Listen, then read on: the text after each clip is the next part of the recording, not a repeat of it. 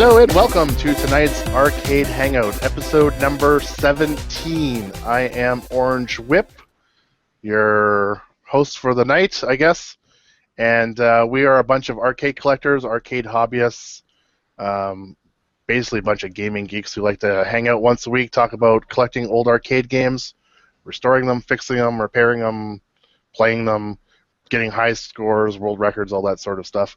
So we're going to go around the room, introduce everybody, and while we do this, we always have a weekly question. So tonight's question is, what do you like to listen to while you're working on or playing your games? And so we can answer that while you're introducing yourself. Let's go around, and hey, let's not make them last this time. Let's go to Seabart 1987. Yay! Oh my God, that's a first! Seabart 1987 on K-Love, Twitter, forums, IRCs, YouTube, all that other stuff. Except for Facebook. Because that shit sucks. I'm pretty much favorite.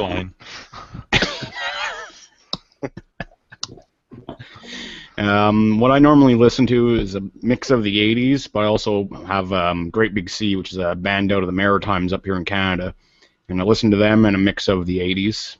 The good old stuff, a little bit of Ozzy Osbourne here and there. Great Big Sea was from the 80s too, weren't they, or were they the 90s? More late 90s, I would say. Okay. I think their first album came out in 97. I would check my iTunes, but it would crash my computer if I turned that on right now. Yeah, I mean, I don't really listen to them, but my wife does, or has. Nice. I just can't wait for them to get back together from their separation tour. Cool. All right. Do you want to pass her along to somebody? I know you don't know what to do because normally you're last in this. So what we normally do is we normally get you to pass it on to another person in the group. Oh, is that how that works? Yeah, and I think we'll hold off on Crafty because I think Crafty says he can't talk. He's doing something privately. We'll read it. You can type it in the chat, and we'll read it for him. So go ahead and pass it along to somebody.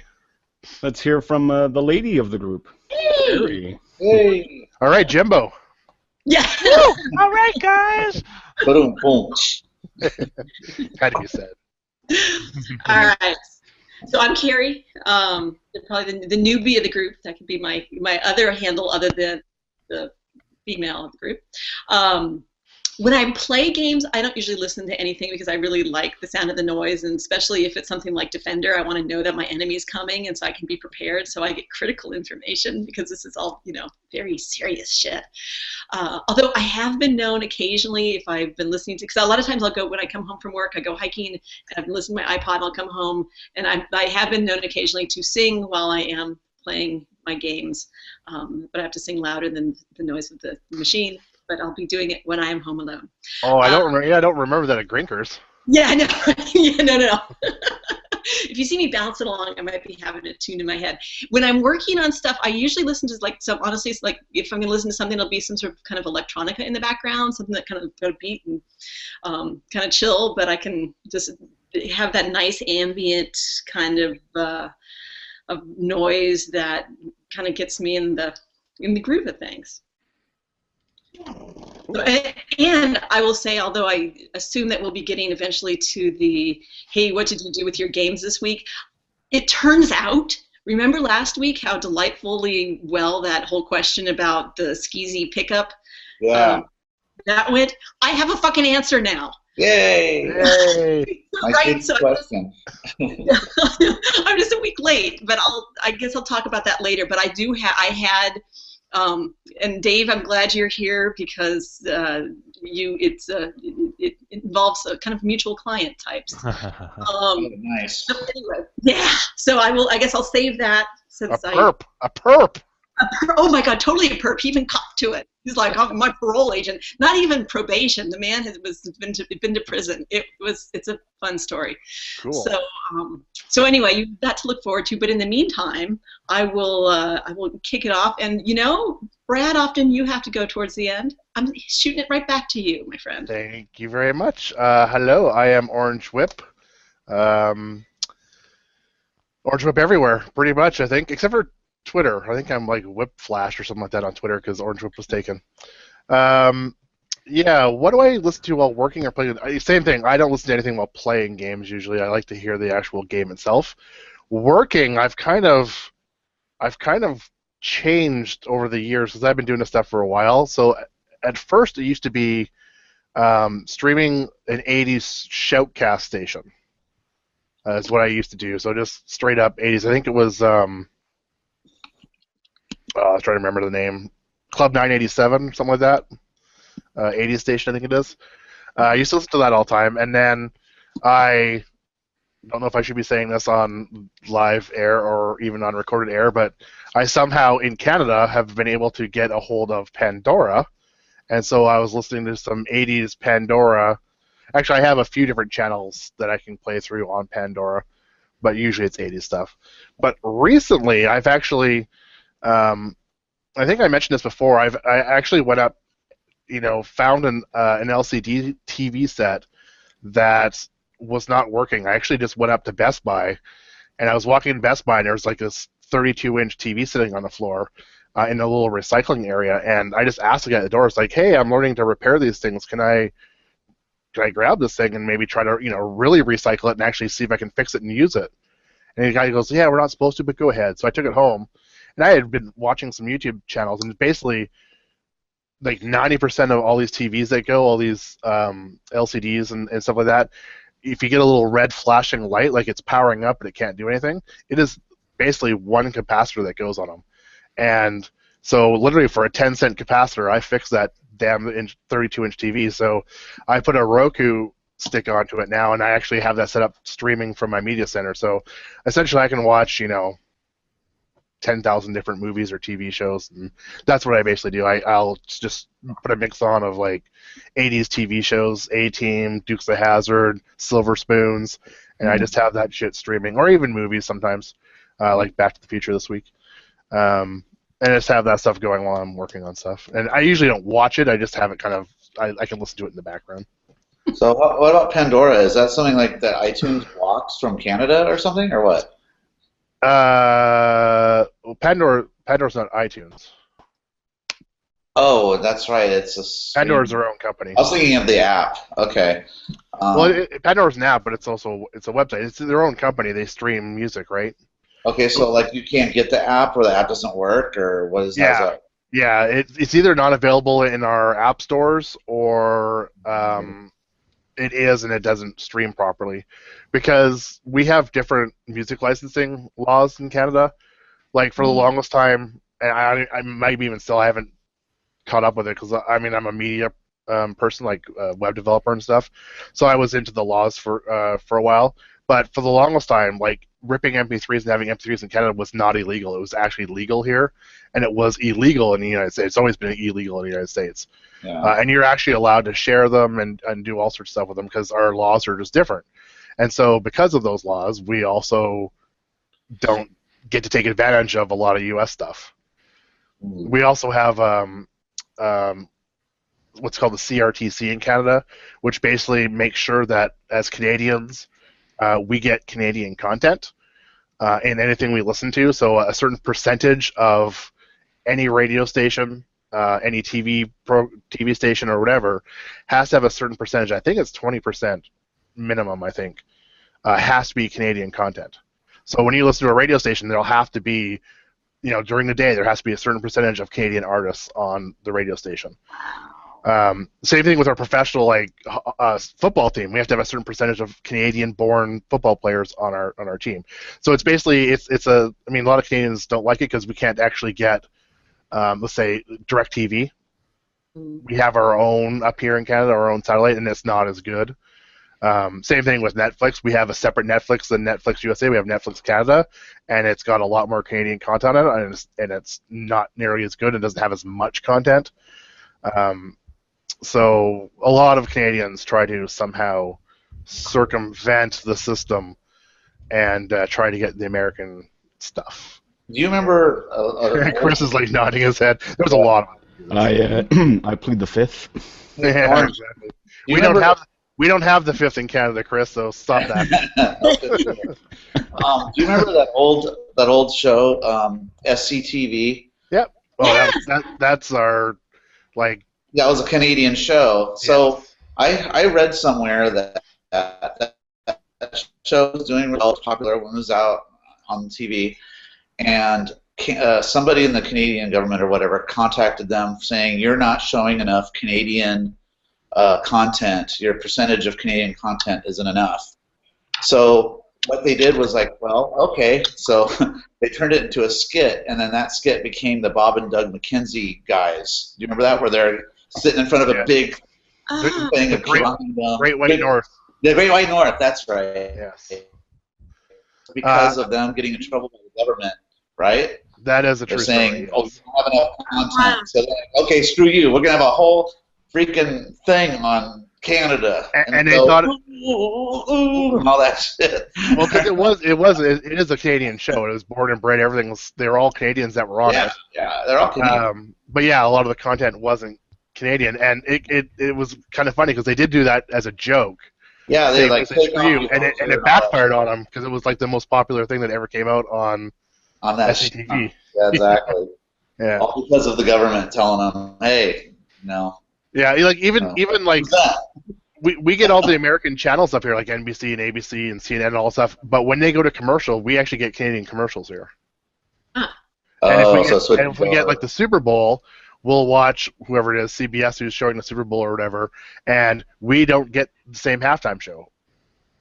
Or we don't get the Pepsi commercials or the Budweiser commercials. We'll get Carling O'Keefe commercials, as Chris was showing us before the show started. We'll get Canadian beer companies and Canadian stuff. We don't get the same ones that you guys get. Oh man. So that's actually a lot of people like now the fact that they can go to YouTube and watch that stuff because You miss out on the funny ads. Yeah. yeah. So I mean, for years I had. I mean, I don't have it anymore, but for years I had illegal satellite. I have a satellite dish in my house, and I had a box that could transcode, and I could get direct TV or dish or whatever from the U.S., and I'd watch all the American stuff. I know that there's still guys that do that up here.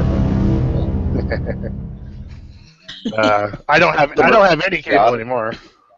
Canada? Pardon? Brad, is that just to try to keep everybody like patriotic to Canada? That's kind of what it was originally, but I mean, the fact of the matter is that I mean the internet and stuff like that is so overwhelming for everything. There's no way they could ever do that. There's a lot of people in Canada who are saying get rid of the CRTC. It's actually creating a lot of problems because they also control like our cell phone companies. And so there's only basically 3 cell phone companies in all of Canada, and they're all in cahoots with each other. Excuse me. So we have like the highest cell phone rates in the entire world. There are third world countries like, I don't know, Mozambique, let's say. They actually have lower cell phone rates than we do in Canada. wow. Yeah. I'm paying $60 a month for a basic package. Yeah. And I get like 25 texts a month, and I forget what my minutes are for phone calls. You pay for a basic package? Yeah. But Does she pay for your Sometimes. basic package? yeah, No, that's why there, I there are people in Canada, guys that, and we're completely sidetracked here, but there have been people in Canada who have a cell phone, and they went to Europe for like a week, backpacking or whatever. They would come back home, and their monthly bill would be $85,000. Yep. Happened to a friend of mine. Yep. We basically don't have unlimited anything. We don't. Yeah, a lot of that stuff just sucks here. I have unlimited internet, but they cap it at 35 meg. Bastards. I used to have unlimited internet. I don't anymore. I have a 400 gigabyte cap, and I've broken it the last 3 months since it started. Ouch. I mean, wait, what'd you break? Oh, internet. Okay. Yeah, my 400 gig limit. And I actually realized that we were trying to figure out why. I was like, oh, I think doing the Hangouts and then having to download the 3 gigabyte or 4 gigabyte file, and then having to upload those files all the time, 4 times a month, it's actually creeping into my bandwidth limits. So how does this get archived then when you download it? Does it just save on your channel and you just rip it? basically. No, there's a download button. Oh, okay. You have to wait a day for it to like finish processing though, because we're doing high def. Right. Wow, I have like the crazy. I'm gonna pass it on. Let's go to Dave. Dave from Buffalo, MacD 2001 on Clav. I got a YouTube channel which is Dave from Buffalo. A few Grinkers videos on there. What was the question? What am I listening to if I restore games? There hasn't been too much restoring except putting that trackball in on the Centipede. But I'm usually, if I'm... If you had checked the show notes, Dave, the question is, what do you listen to when you work on or play your games? Like, what kind of music, or could be anything? Could be porn. I don't know. I was really hoping it would be. I was gonna go there. What do I listen? Not music. Sometimes I'll have like one of the arcade documentaries on in the background just to hear them talking about games or hear the games. Or what are some of those you've seen? I've seen The King of Arcades with Richie Knuckles. Yeah. I've seen King of Kong, obviously. I've seen Video Craze. Yeah. I've seen Video Craze. I've seen what's the high score one with the Missile Command guy? Oh yeah, I've seen that one where it keeps busting on him. Yeah, those the heartening. Depressing watching that one. Yeah. What else have I seen? Ghosts. Ghosts, Chasing Ghosts. I've seen the yen one. Oh yeah, that's a good one actually. I thought it was alright. What's the yen one? What's it called? Like 100 yen something. Yeah. Is that the Street Fighter one? Involves some Street Fighter, yeah. No, there is a separate Street Fighter one. That's the King of Chinatown, isn't it? Oh, Yeah. that's the one I'm thinking of. Yeah. I did see that. Fistful of Yen. Yeah. Fistful of yen. You know what that's from? No. Kentucky Fried Movie. That's the actual movie that you finally get to in that movie. Right. Oh my God, it's been so long since I've thought of that movie. That's great. You know, I couldn't. I started watching it like maybe 3 months ago. I think I recorded on my DVR and I couldn't finish it. I don't know. I just maybe I have to give it another chance. Yeah, it's like airplane humor. You know, you got to be drunk enough and. Yeah, it's actually just called 100 yen to Japanese arcade experience. 100yenfilm.com. Have you seen Special When Lit? That's a. Yeah, That's good. I like that one. That's a And pinball one, right? Another pretty good one is Tilt. That was it's kind of a documentary about the sequel to Attack from, or what is it? The Pinball Attack from Mars? Or, Oh, it's called Pinball 2000, right?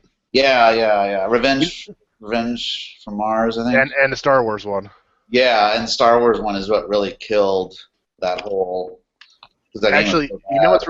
what's really cool about that is I went down to a friend's place in Seattle for I think it was a birthday party or something like that, and he had chatted with the guy who made that film, Yeah. and so we actually got to have the world premiere in this guy's basement of that movie. Oh wow. How fun. Yeah, it was actually pretty cool. Well, you know the Video Craze. Have you guys seen that one? Yeah, I Oh, met man, that guy. that one sucked. Ah.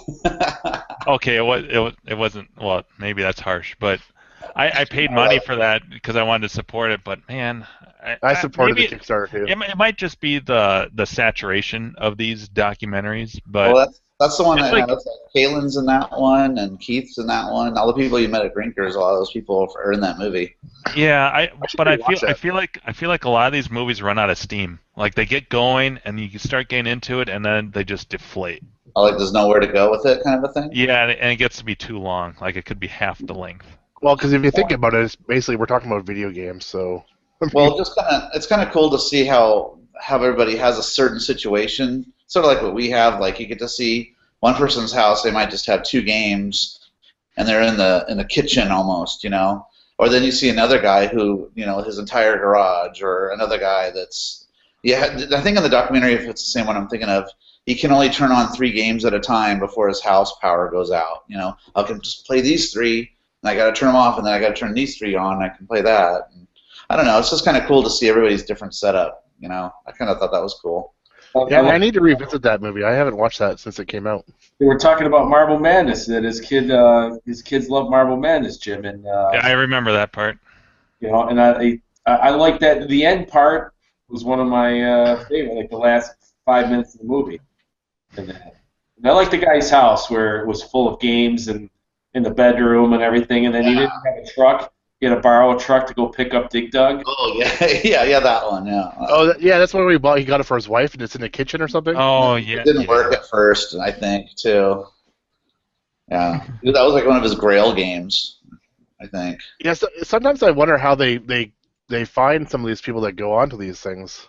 Well, I've met the director a few times. I've partied with him and stuff, so... Yeah, I met him up at the Seattle show as well. Talked to him, and I think his wife or his girlfriend as well.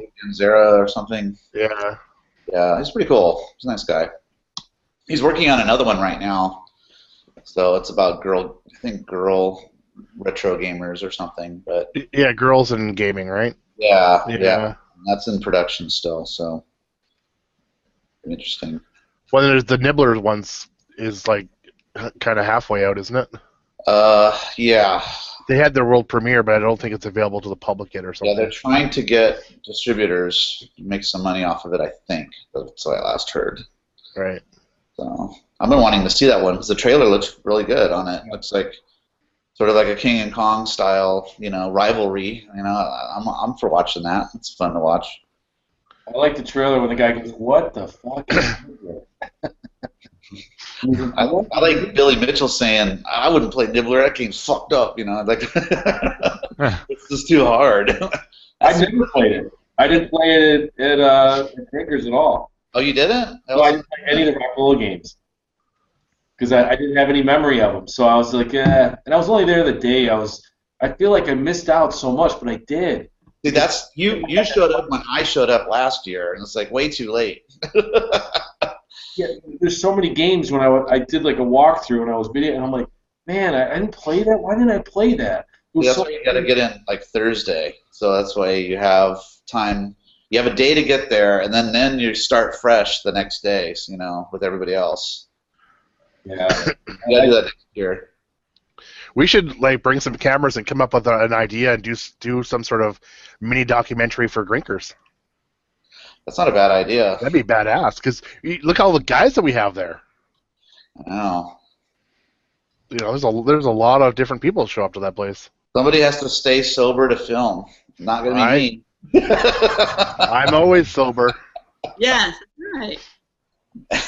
Carrie's gonna be sneaking in rum, so she won't be able to hold Oh, it. hell yeah. And I don't think you really need to sneak there. I did have a little camera with me this year. I think a few of you guys saw the little tiny one. I had 2 of those. Oh, yeah. Did you film very much? No. Yeah. I was too busy trying to beat world records. Yeah, exactly. And as long as you didn't see me playing Robotron, we're all good. Yeah. I think We'll next year see. isn't it on the 18th next year, October? Is that what I heard? Grinkers? Yeah. Well, whatever it is, I hope it's not the same weekend as the Portland Retro Gaming Expo. Oh. Because they did that one year, and then they actually ended up changing it. Do you guys remember that? Yeah. Because it was on the same weekend as Portland Retro Gaming Expo, and then they bumped it up the week before. Because I was actually chatting with Greg from Arcade Impossible, and I was telling him he should do like what I did this year, is make a week out of it and try to do both. Yeah. It's not that far apart, right? And he's like, yeah, I might try to actually do that next year.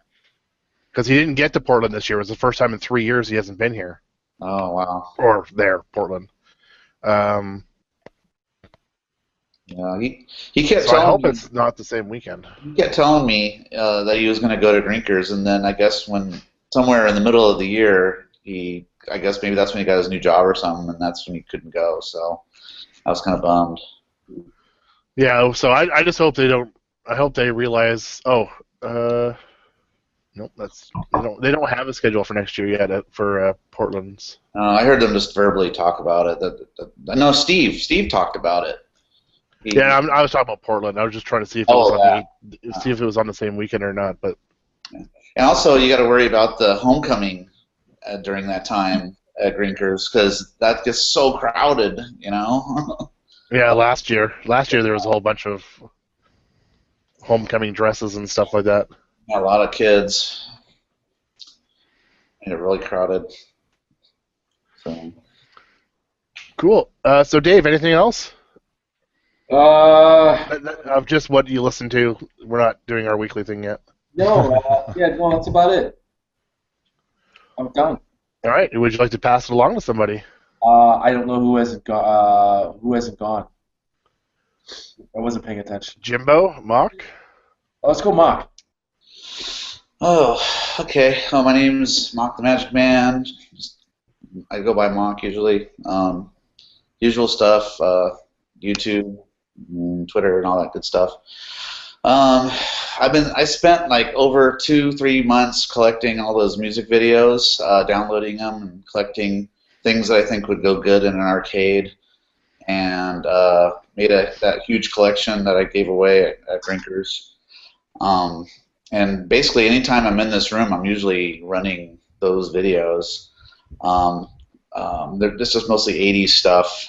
And then if I'm driving or something and I think of a song, or if I hear a song on the radio, I'll take a picture of on my screen. You know, I have Sirius Radio where it shows the name of the song. I'll take a picture of it with my camera to remind me later to download that video. You know, like, I think something came up the other day. It was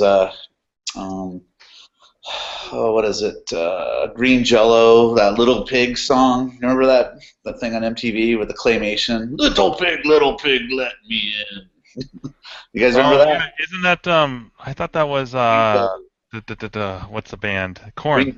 Green Jello or Green Jelly or something like that. I don't know if you remember that. Yeah, it's like not by the hair of my chin. And then it like gets into like some big hardcore like metal, like an Yeah.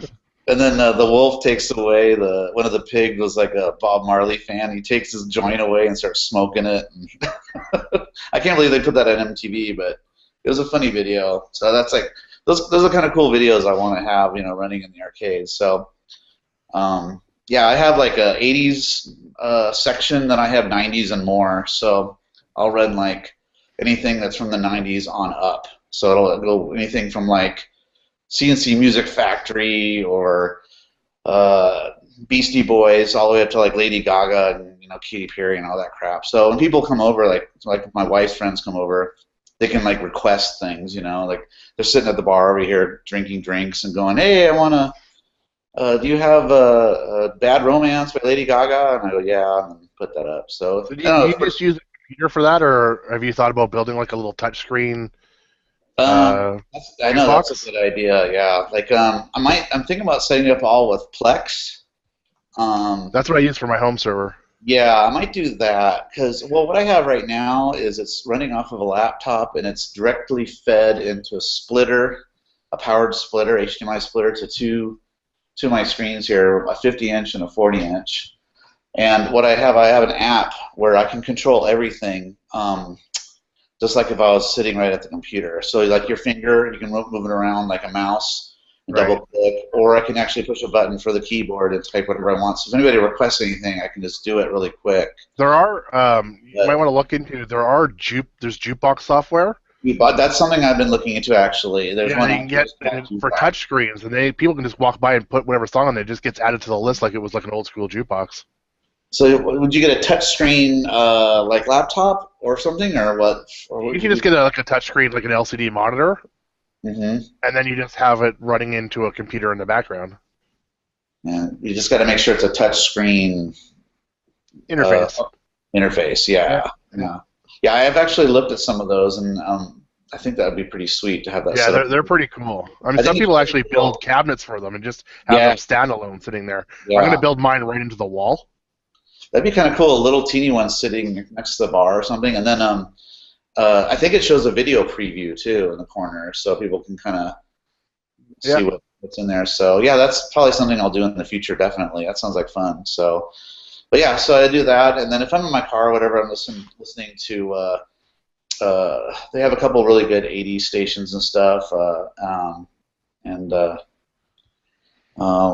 there's a one called The Spectrum, and that's another one sort of like what I created, where it's anything from the '90s on up and stuff, kind of a wide range. So I kind of like all kind of music, so that's kind of where I'm at. So Cool. yeah. So let's see who's left. Oh, It was supposed to be Jimbo who just Jimbo's left. He does that once in a while. He leaves and all of a sudden he pops back on again. I think it was either the last one, I think, too, right? Well, Crafty.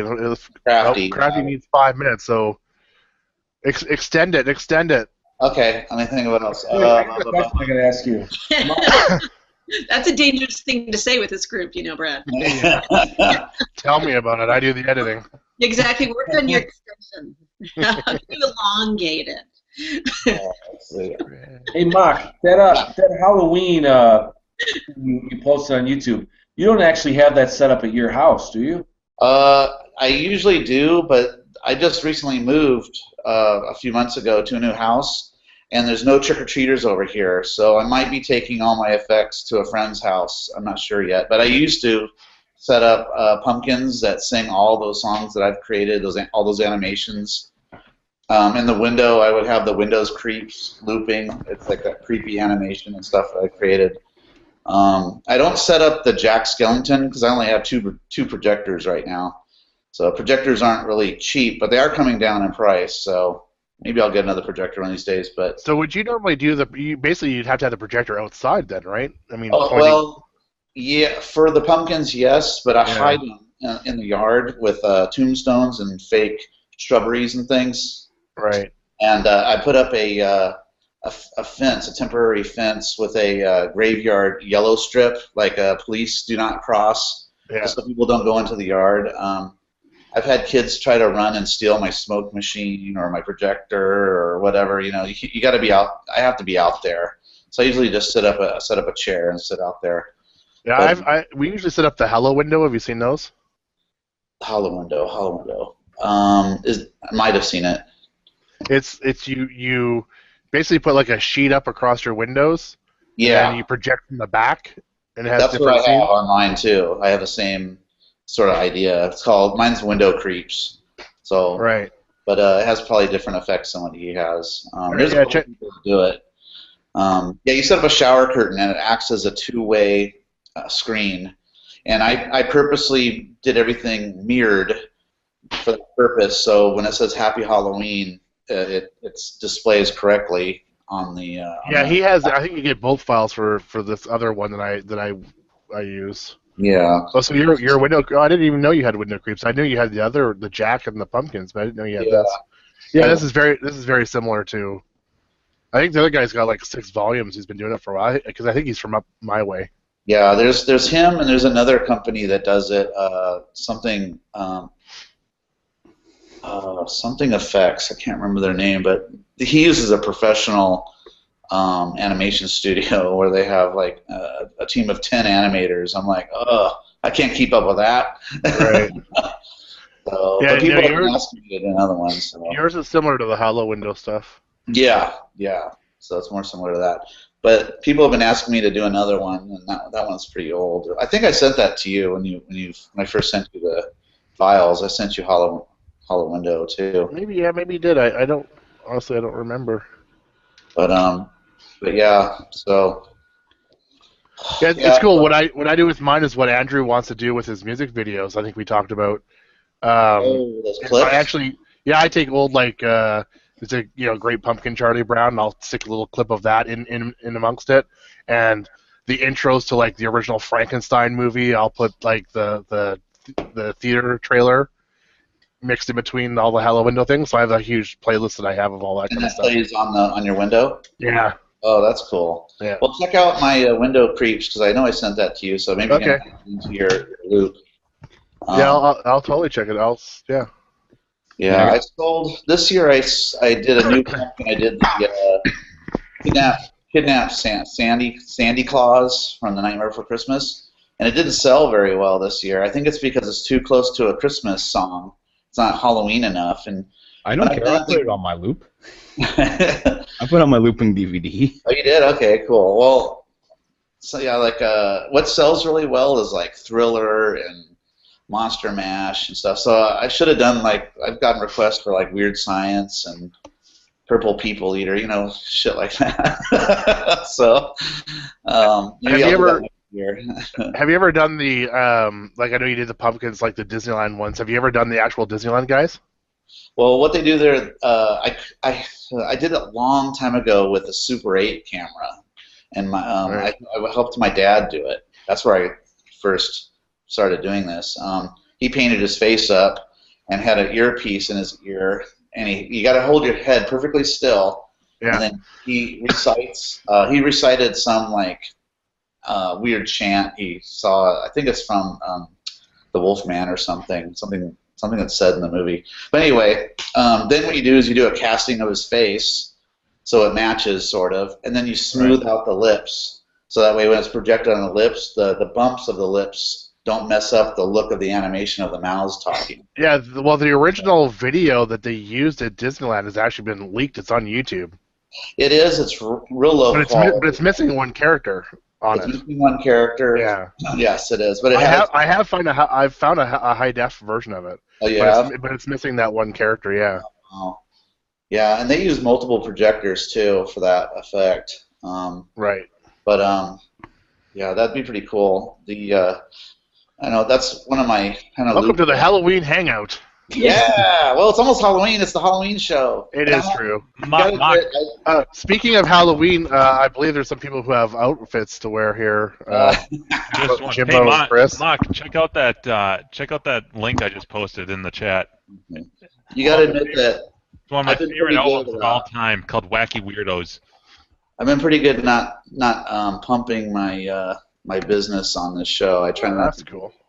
Since it's near Christmas, I'll do it tonight. Holy shit! I didn't look at the price. Like $42. a buddy of mine found it at a garage sale, and he Oh, copied it for me. $41. But it's got the weirdest like fucking like collection of songs, and some of them, Carrie, are a little bit racist or stereotypical, or what's the right word? But they're funny as hell. And it's like it starts out with like Monster Mash, and there's Purple People Eater, but then there's some goofy ass shit. They in have there. the Arab, yeah.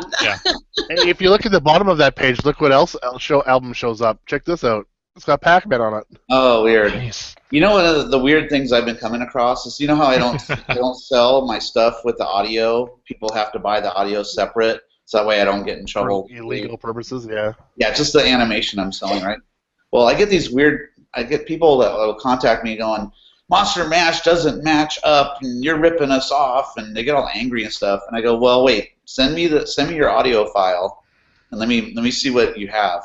And what they do is they didn't download the audio file I told them. They got another version of it of the same performer, but he performed it like 3 or 4 different times at different years, and it's completely out of So it's sync. out of sync. Yeah, so it's out of sync. So I go, you didn't do the one I told you to do. So. There's actually I went to an Adobe conference 2 years ago, and there's actually a feature coming in Premiere that will actually sync your video to your audio.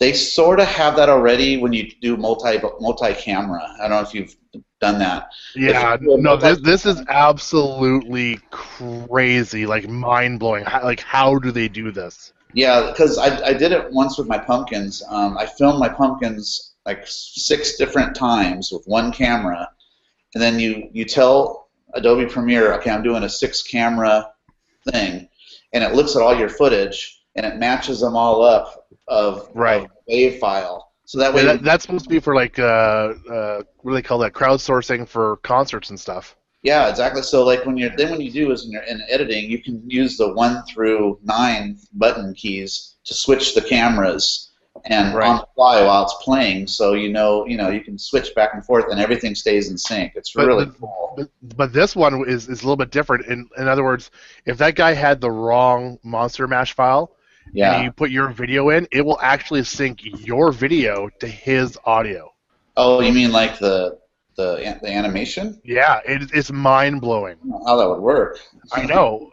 When we watched it live, everybody just went like it was just a big gasp out of 5,000 people when they showed it to us because they actually did the audio. They did the audio live. Somebody actually just there was a video up on the screen and someone just talked over the video. And they're like, okay, well, this is what they're looking like when they're talking over the video, lip syncing. Yeah. And they're like, okay, let's run it through this new plugin in Premiere, and it was like perfectly in sync. It was crazy. Hey Jim, have you done that? The multi-camera, like for the same camera, multi-camera setup for an Premiere, where you can switch. It's called, I think it's called crowdsourcing or whatever. Yeah, the multicam stuff. Yeah, where it'll like now you used to have to do it manually, but now it'll match everything up through the WAV file, and it makes it so much easier. Yeah, I am. It's definitely nice for that. I actually, when I'm doing like that's nice for especially for like live events where you've got like multicam stuff. But usually, well, that's a nice tall boy you got there. Where are you drinking? Arnold Palmer half and half iced tea. Oh, that's my favorite. I've got the twisted tea raspberry. Oh, I love this stuff. I live off this. If you cut me open, this comes out.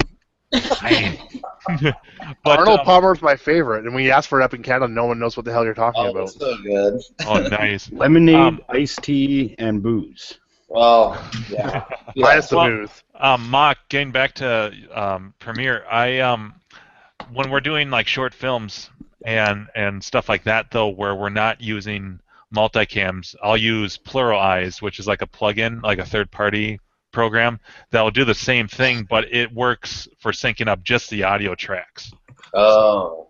And that's what I use right now. And you can import a Premiere sequence or a project into it.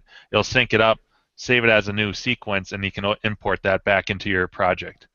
And so like I'll have like the camera scratch track and then our boom audio, and that'll line everything up. And, yeah, it does basically the same thing, syncing it up, but that way you don't have to look for the slap anymore. Oh, exactly. And believe me, I've done plenty of that. Yeah, it's like, the worst is working with ADR when you're dubbing in. You have to re-record like dialogue, and so it becomes like, okay, well, they didn't say that line exactly like that other one. So I'm going to have to do some magic here and split up like word by word, and hopefully it sounds okay. Yeah, and I'm wondering that the software that Brad's talking about, if that would help with ADR. It sounds like a good ADR solution, if it'll do that. Yeah, it was actually the exact same show that they showed us the crowdsourcing that they said it was going to be coming out in a future version. So it might be coming out soon. Sweet. The crowdsourcing was cool when they showed it to us. All they did is they went to YouTube, downloaded 8 people's different views from their cell phones of a concert, and ran it through the plugin they had at the time, the crowdsourcing, and it actually just synced a music video from 8 different cameras. It was crazy. Sweet. It just automatically switched the cameras from the different people's phones, but it was all perfectly in sync. It was really cool. I once did a video when I was working at my, I guess, 2 previous jobs before now, I have to say, when I was doing all the AV production for this ad agency, and I recorded, it was a promotional video for the Marriott Hotel franchise, and they had a jazz band that's actually Al Capone's grandson's band, and they hired, it was pretty awesome to meet this dude. His name's Jeep Capone, and he's exactly what you would expect, but anyways, that's a whole nother story. And so they're a really talented jazz band, and they had this lead vocalist, and they wrote a song for the Twin Cities Marriott Hotel franchise. And so they performed it in this really fancy Marriott right in Minneapolis. And so since I had 3 cameras to work with, and I'm a one-man show, we probably went through, I think they performed it 6 times, and so I had all this footage, but every performance is just a little bit different, and so I had those 18 video tracks, and I'm trying to sync everything up to their master track, which is different, and cutting between all these tracks, and yeah, software like that would have been fucking awesome back then, because I had to manually go by each thing and sync it all up as best I could, and then take the best takes, and go from there. So Takes forever. 18 video tracks, yeah. And then you start like losing track of where you were and shit. Ugh. Yeah. And back then I was using Sony Vegas, which at the time I liked better than Premiere. That was before, what was I working with? In the Adobe suite, it was like CS2, so I still didn't like Premiere that much. I didn't get to like Premiere until like CS5. Yeah, they made some big updates between certain versions there. Yeah. I had actually gotten to No. Sony Vegas for a while too. Yeah, it was a very temperamental program, and they didn't have their like formats down yet, which is something I like about Vegas. Yeah. They would take anything because they didn't Yeah. have a good standard. Yeah, the timeline was just more intuitive with Vegas, and I liked their audio controls a lot more at that time than the Adobe suite. And then Yeah. Adobe bought Cool Edit and made it Audition, and then I'm like, okay, I'm sold because I fucking love Cool Edit. Yeah, and I It used love to be called I Cool love Edit it. Pro, right? Yeah. Yeah. Yep. Welcome to Video Editing Hangout. Yeah. You know what's funny about video editing audio? Speaking of which, is like at my work when we used to do video shoots. I'm filming stuff for executives, but yet people that work there will be talking in the background, and they'll say, "Yeah, I went to the strip club last night. And I smacked this girl on her ass, and like she was like gonna go home with me, and then like I don't know, she was pretty hot, but."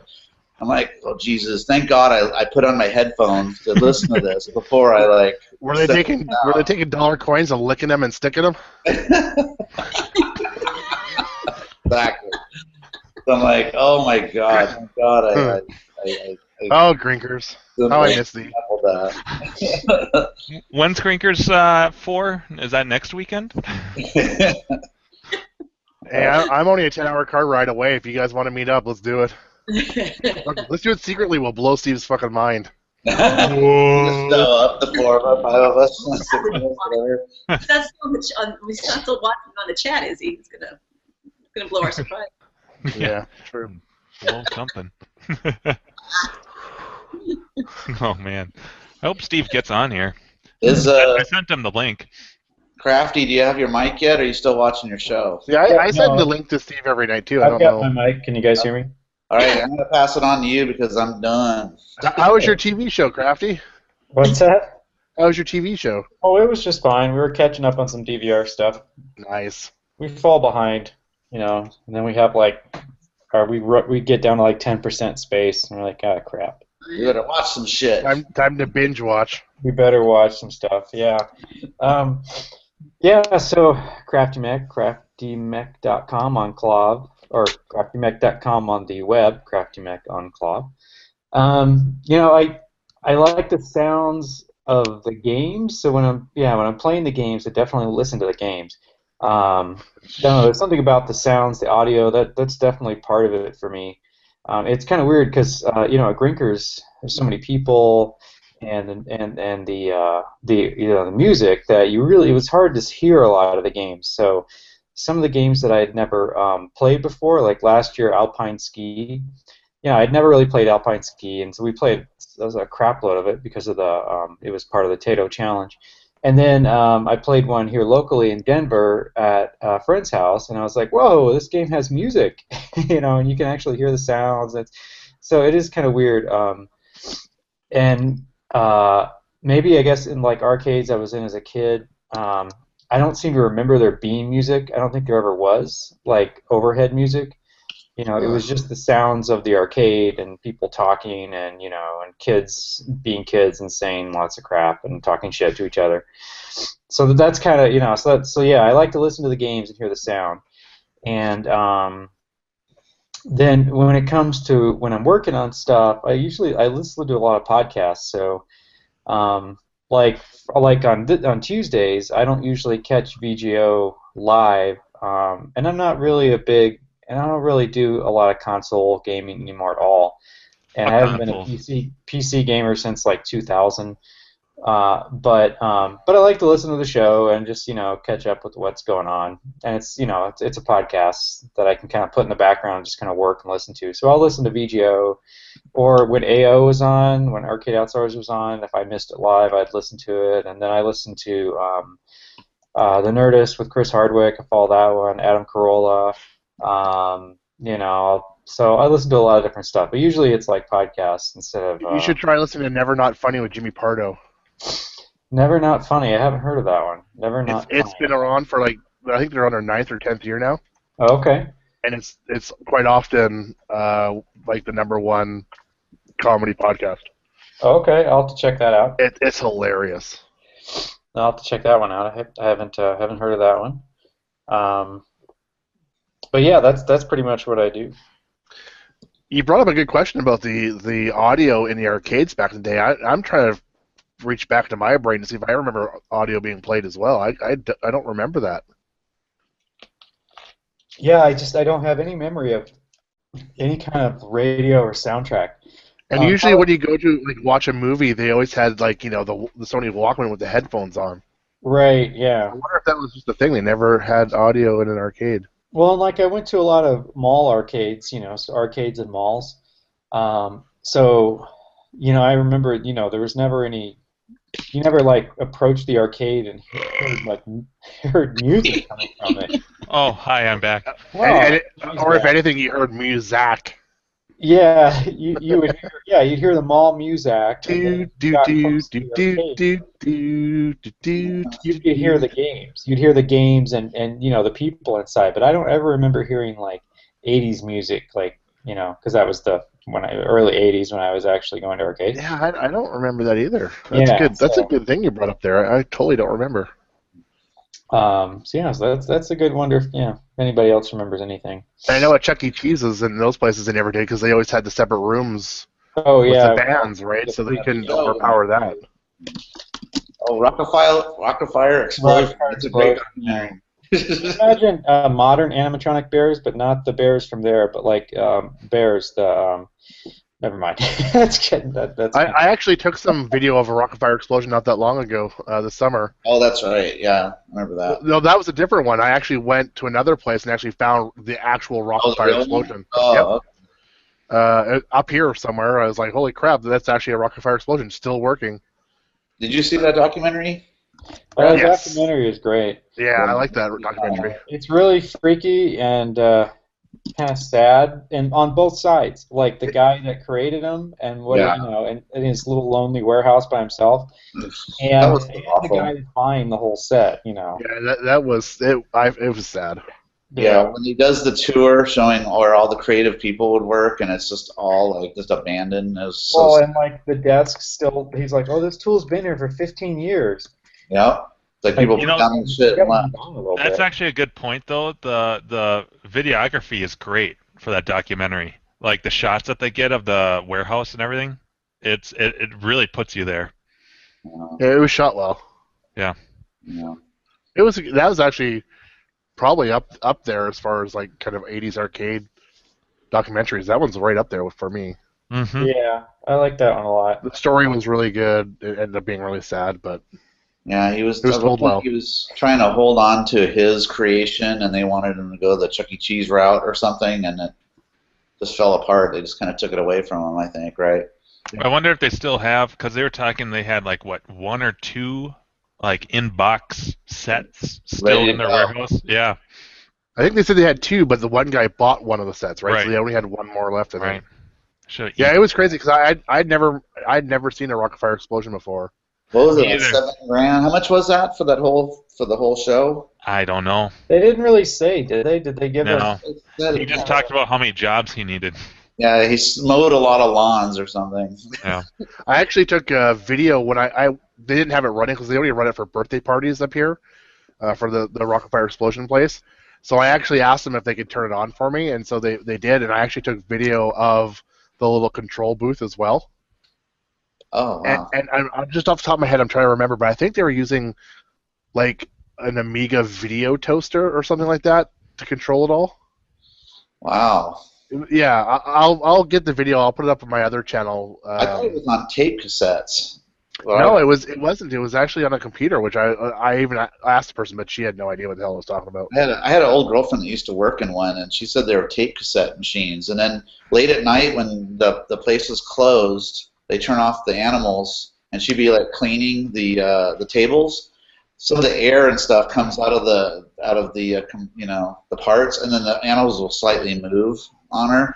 So Oh, freak her out because it's like Five Nights at Freddy's kind of thing, you know? Oh, that's kind of weird. Yeah. So, but Well, yeah, if it was all taped and stuff. Now I want to go back up there and ask them if they actually like updated it or if it was an update from the factory or whatever. yeah, because you know how you could like store music on the tape and you could have commands running off of it at the same time. Maybe I don't know. Right. So something like out of Commodore era. So, Yeah, maybe it was an Amiga, or is that what I said? I think it was an Amiga, maybe.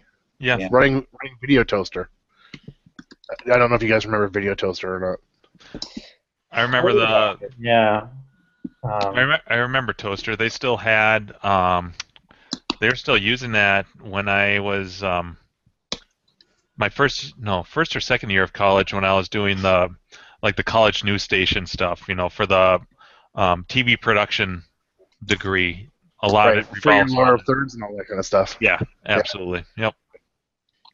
Yeah, we didn't have Rockfire around here or Showbiz. It was all by the time I was around, it was just Chuck E. Cheese. But I kind of wish I could go back in time and revisit the old Chuck E. Cheese and even when it was the zoo, when they still had the animatronics, because I can picture everything, but I would like to be up close and look at everything. Yeah, that's what we didn't have Rockfire. We had Chuck E. Cheese here, and it was apparently different than other places because we had or maybe it wasn't. We had Elvis, the King, Okay. was the main character, and then there's different rooms. So you go to Elvis room, and it was just one guy playing Elvis stuff. And so this Rockfire explosion, I heard about it, and I'd never seen one. So we just happened to be at it's a Scandia Fun Park actually up in BC here still. And I went in, I was like, holy crap! There's actually a Rockfire explosion. Get this thing going. Yeah. Really did. Did you guys ever see a Bullwinkle's where it had the animatronic characters? There's a Bullwinkle's down in Washington State that I've been to recently. It's like a newer one.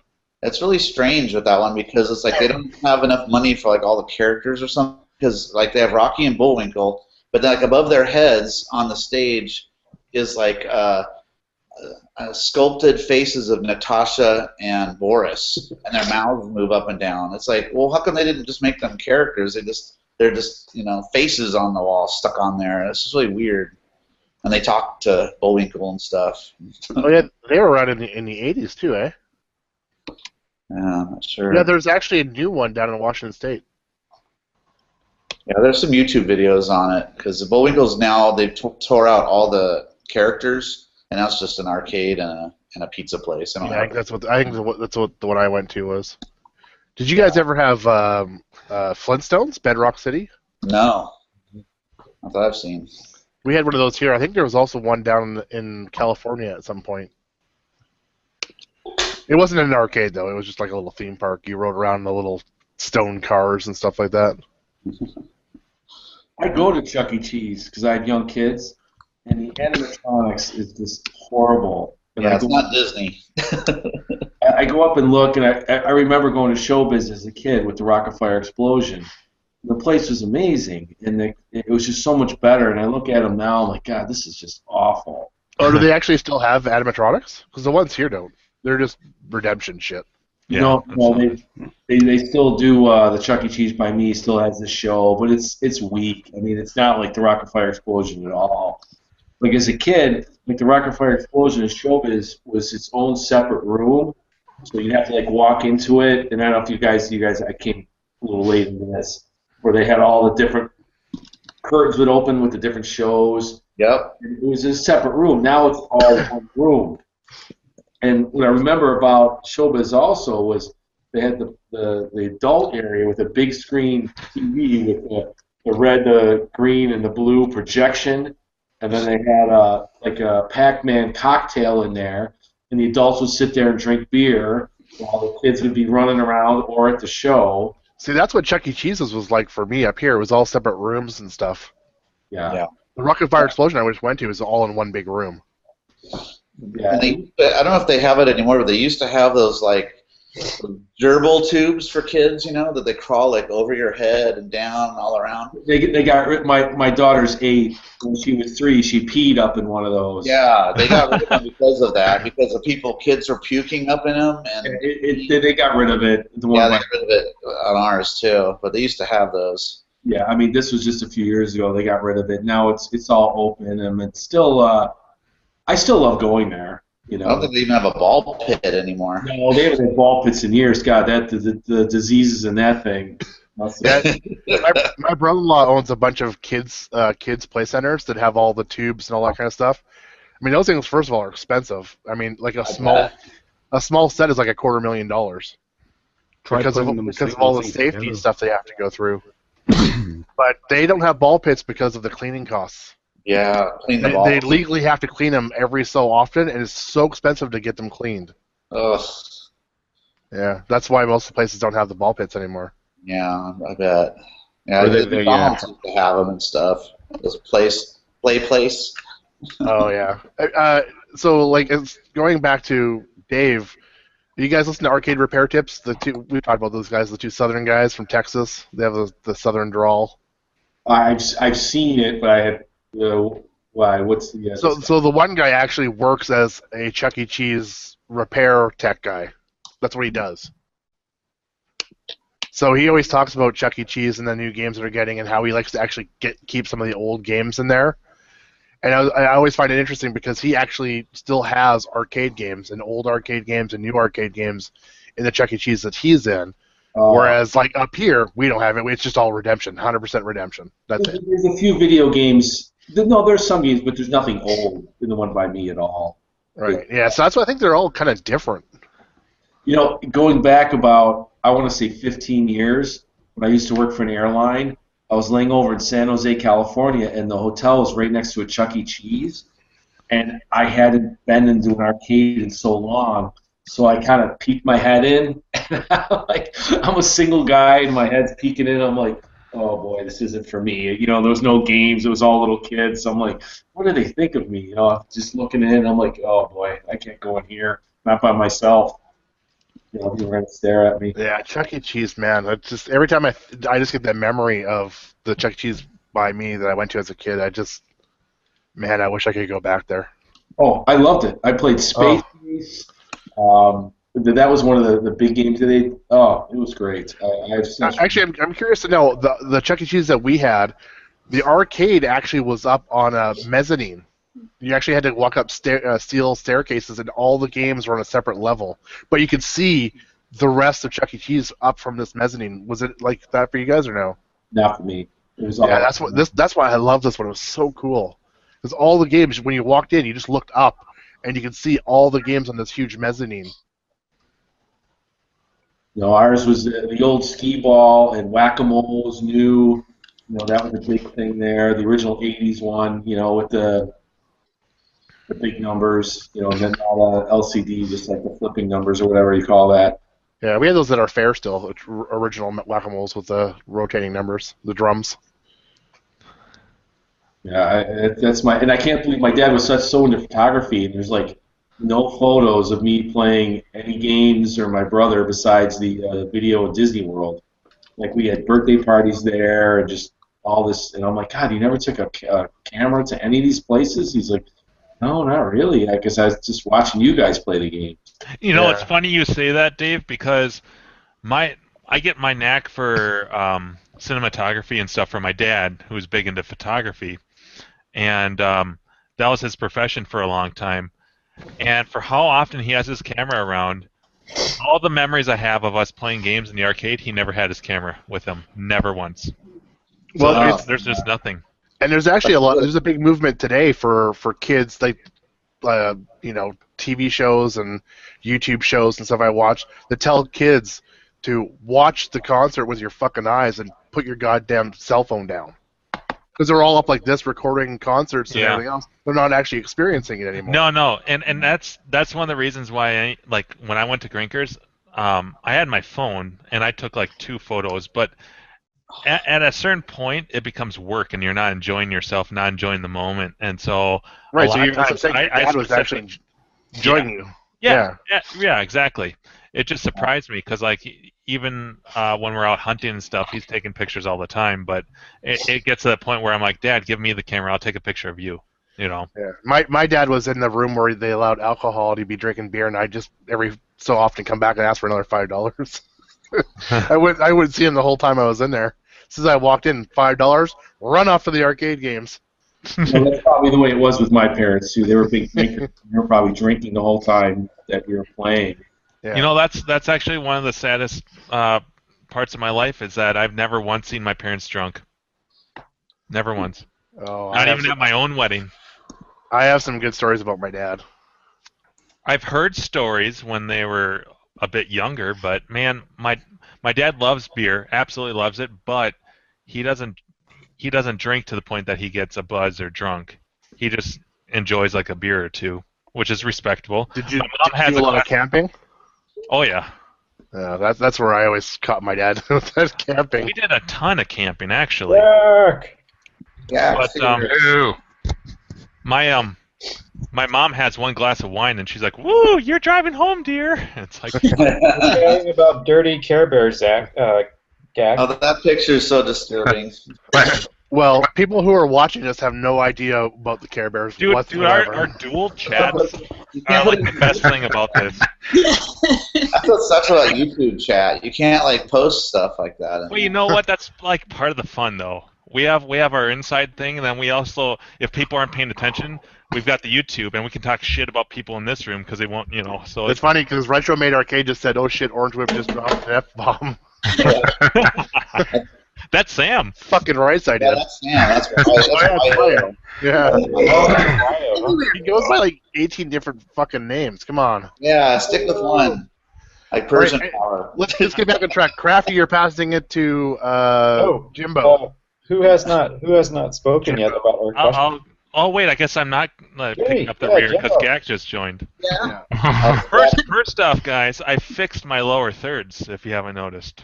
Oh, you did. How did you do it? All right. So, first thing I did was I had to, if you have the actual app installed for your Chrome browser for Hangouts, make sure that's all uninstalled. What I had to do was I had to clear all of my history in the browser because I tried reinstalling Chrome and that didn't work. Welcome to Google Hangouts. Here's a little tech talk, kids. So I uninstalled all of my apps. I also I had to clear all of the cache, the history, the app data, everything basically that's a checkbox. Then you reinstall the Chrome app, or I mean the Hangouts app for Chrome, and then it worked. So I don't know if that'll fix it for everyone, but I tried fucking everything else and it didn't. I mean I didn't literally fuck everything else, but I tried everything else. Thank you for clarifying.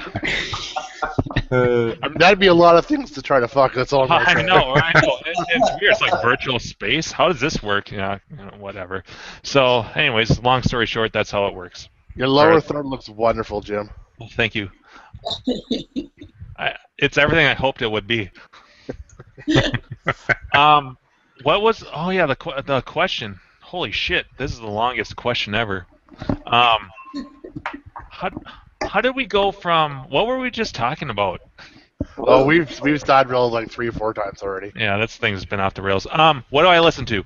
I only listen to gameplay sounds when I'm playing the games, unless we're having like a party and there happens to be music playing in the background. But typically, when I'm playing games, it's just the game. You listen to us and then you get high scores. Yeah. You know, it's funny you say that. Did you see my post on Clav? Every time I've cleared 4 million, it's been because I've been either talking throughout the thing or listening to other stuff or been distracted. It's not when I'm just focused 110% on the game. That's the best way to get it. The choke factor starts to come in. You know. Yeah, I think I focus too much or get too wrapped up in it. If All I'm just the- like, whatever. All the You're high switching scores I to got at zone. Grinkers, same thing. I just walked away from the machine for half an hour, 45 minutes, and then doing something else, came back and just got a high score in a game. Well, like Sit there and play like 5 or 6 times, I keep getting worse and worse and worse. it's funny because last week I told you guys right after the show, or like during the show that I'll play one more game before I go to bed, and I record like a 3 million game or 3 million point game, which I thought was great. Then I decided to wrap up my advanced like strategies video for eyes, where I do the gameplay, and I was talking the whole time, talking about what I was doing and tips and tricks, and I got 4.8 million, and I almost got 5 million. I just blew out the Orcade high score. I'm like, what the fuck? Because I told, like, in the video, I'm like, yeah, I'm probably only gonna get like a million or two because, I'm going to be talking throughout this whole thing. It's going to be shitty, and ended up stopping there because I'm like, oh fuck. and the same thing happened again when I did that 4.3. Like I was talking to my wife. All kinds of weird shit was going on. It doesn't work for everybody though. Otherwise, John would have some good scores in Donkey Kong and Donkey Kong Jr. That is true. That's very true. But yeah, when I'm working on games, I've listened to Arcade Outsiders like once or twice, but I don't end up really paying attention to it, and it's just background noise, which I guess is really what anything else is. But I find that I like to listen to, usually it's movie scores, a lot of times from like 80s movies and stuff. But like one of my favorite kids movies is Explorers with Ethan Hawke and River Phoenix, where they build a spaceship. So I listen to that movie score a lot. Pee-wee's Big Adventure is another one I like to listen to. Just about any like classical score from a movie, even Back to the Future and stuff. But if I'm not listening to that, I'll listen to big hair band 80s metal. So like Dokken, Van Halen, Quiet Riot, any of the big hair band. Yes, any of the big hair band stuff. I have a playlist for that. So either of those two kind of gets the innovation going, and like I'm going to get into like a work zone type thing. So that's about it for me. I'll pass it on to Gak because he's, I think, our last, our new and last, until 34K gets in here, which I'm not losing hope for. I think Steve's pretty close to getting in. Bonus. Well, how's it going, guys? Gak. Sorry I missed last week. I was sick. Gak. See this? See this, Gak? I know, it's awesome. The shrine. Awesome. It is. It's like a mini. I need some candles. I did. I was bugging the wife, making a bunch of noise, being sick in bed, and so she kicked me out last week on Tuesday night. So I actually put it on the phone. You guys, I saw a little bit of you guys' video last week. Oh, nice. Hopefully not the end of it. Well, no. I saw the part where I got derailed. It was like perfect timing. I saw the part where Seabart was holding up the journey stuff. And I was like, "Holy shit, man! That's you! That's awesome!" Yeah, Seabart, you got a shout out from John today on his video. I heard that. we had all this planned, by the way. Like, yeah. Like halfway through my trip, I think, like a few days after Grinkers or something like that. Yeah, something like that. All I know is look, magically a Journey box set showed up at my house. Look, guys, a Journey box set showed up. So you knew it was him ahead of time? Yeah. Okay. Because to relive the story, but we were at Grinkers. I didn't know at Grinkers it was him. You didn't? Okay. No, it was after Grinkers. John and Steve asked me to help try to get all the prizes out on the table and note who's got what. So I kind of enlisted Man-O-Man Mike. So he had a notepad and he's writing stuff down, and you were helping too, Orange, if I remember that. Yeah, I think Mock was too. Yeah. Okay, yeah. We were like grabbing stuff, bringing it out there, laying it out on the table, and then I don't remember which one of you guys had it. You're like, "Man, did you see this?" And I'm like, "What is that?" And as soon as it like set in, I was like, "Holy shit! Somebody made a DVD set of John's videos." And John wasn't standing there. And I'm like, I got to go get him right now. It was the 12th was the first Cloth PM. So I went around over by the bar, and John was over there talking to somebody. And, well, John, you got to come here right now. So I drug him over there. And I think the same thing happened to him. He looks at it, and he's like, it wasn't settled in, set in. Like, what is this, And he was just like, "Holy shit, that's freaking awesome!" That's fine So and everything. cool. I don't see how this really affects. What? Yeah, exactly. He freaked. He freaked hard. Yeah, I would say He was really bad. that was one of the high points for him, I think. Originally, Yeah.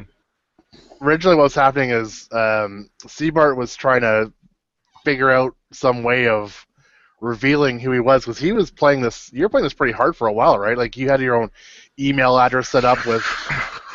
And we were even saying like, who do we thank for this, And no one knew. Hotguy69@yahoo.com. and I asked Steve because somebody said yes, Steve actually it was shipped directly to Grinkers.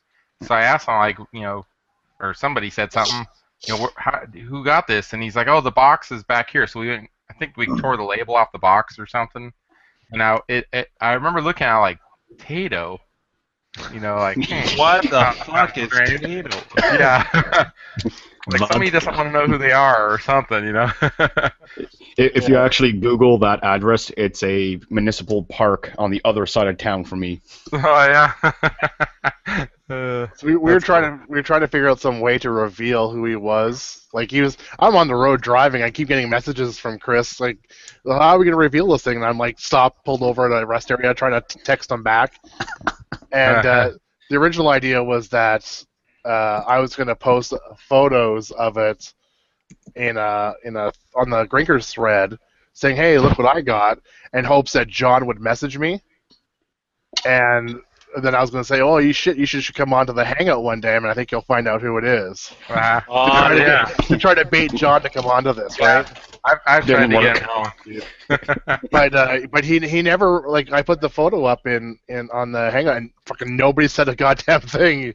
He didn't take the bait. Yeah, nobody took the bait. Nobody even said, "Holy shit, there's a second one of these" or anything. Like that was it.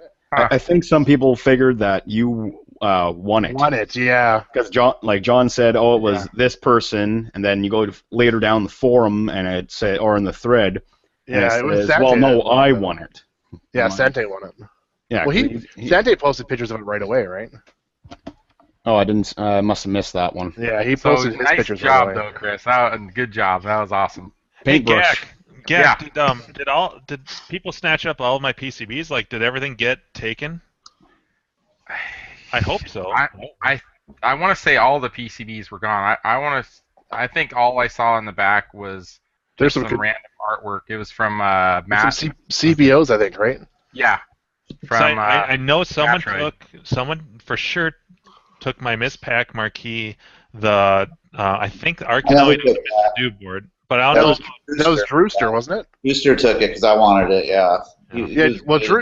Drewster was just standing there. I'm like, "Drewster, take a prize." He's like, "What?" I'm like, "Well, you got an award. Take a prize." Yeah. And so he went and grabbed the Miss Pac-Man. He was And in front of me That for thing the- is mint. Yeah.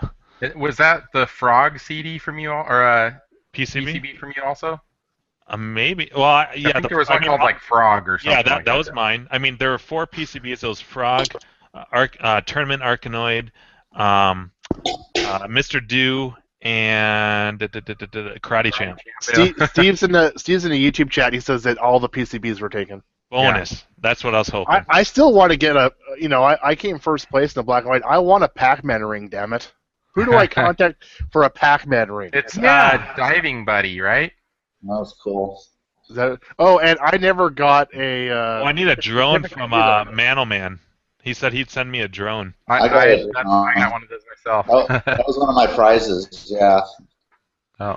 Actually, my wife thought that the light switch, the arcade light switch thing was pretty cool. And I'm like, I swear I'm not gonna use this until we get a house. She's like, thank you, because I'm like, it makes noises too. Yeah, that's what I donated. Okay, cool. Yeah, I got about a dozen of those myself. That's great.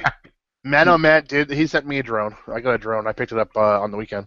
Hey, Gak, do you happen to see who took the other arcade the music video stick that I had? Because I gave one of them to Joe. Yeah, I really have no idea who got the other one. Yeah, I don't know who snagged it. I was just trying to see if anybody knew. Yeah. I want to get my hands on one though. Or hit me up. Just private message Sure. me on Clav. Yeah. But yeah, so and then Steve sent me a message. I don't know, a week later or something, saying, hey, there's still some leftover stuff that wasn't, so many prizes and stuff. And he was like, what do we want to do with it? And then I replied back. It was an email, I think, and I replied back and copied John and said, well, maybe we save them for next year or maybe Brofest or something. Just kind of like push them forward to the next event. And then John chimed in and said, yeah, Brofest. And you guys want to know something funny? Is that I've been kind of looking at the Minnesota auctions for neon signs again. I'm determined to get one safely to the next event. There you go. Challenge. So it is. Didn't you bubble wrap the crap out of that thing? Dude, it was like my bag was bubble wrap. I mean, it was nuts. And the only thing that broke was there was a little tiny crack in the glass, like a hairline crack, and then there was a little bit of an issue with the transformer, which I could have fixed, but I was pissed. Yeah. I mean, I was so down that because my sign I think was a little bit better than that one. I thought of you though. I was outside smoking in Yeah. the bar, and it was the over. I'm like, I almost won a Leinenkugels one that I liked for Honey Vice. It was basically, it just said Leinies, and then there was a giant, it looked like a giant bottle cap that was illuminated, and it Cool. said Honey Vice on it. But it got a little bit outside my budget because I don't really want to spend more than like $70-$80 on a sign that I'm just going to donate. Because I'm actually hoping I'll get like a couple by the time we're at the next event. That'd be cool. Yeah, because once me and my wife get our house, I'm going to be buying neon signs and stuff. But for now, I have no use for it, and so I'm looking for like common beers that people probably like, domestics and stuff people enjoy. But I'm not going to spend like over $100 on a Right. sign. Yeah. One of my favorite signs I remember. It was I don't know if it was like Coors or Hams or something, but it was one of those where it looks like the water's moving. Oh, Like that's a probably canoe. Hams. That's Hams. Like people in a canoe or something like that. And Yep. it's like the what's the Tubin. arcade game?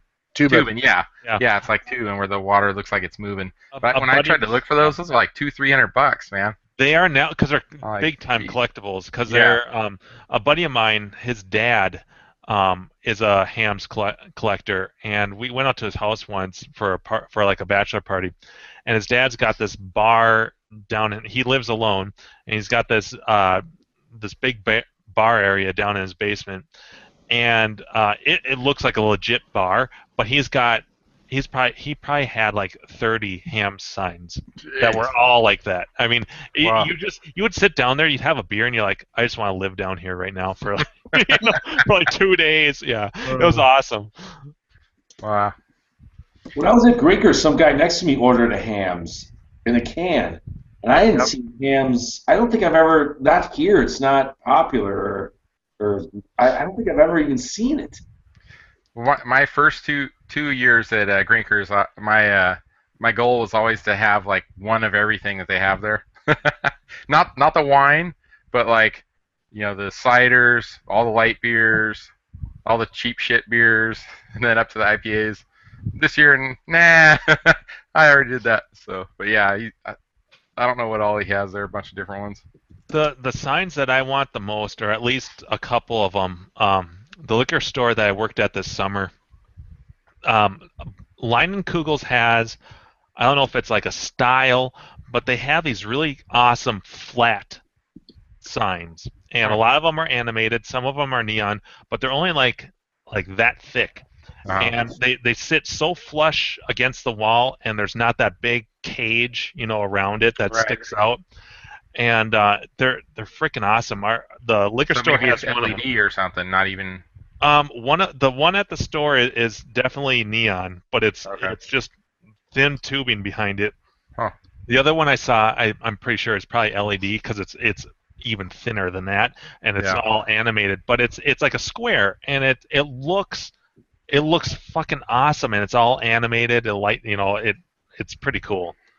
I would love to, like, I remember I actually contacted the, can't remember who. It was one. It was like either the brewery or one of the contacts on the website asking about how I can get one of those. They're like, well, only through our distributors, blah blah blah blah blah, and they kind of gave me the runaround. So, but Yeah. they have some really cool signs.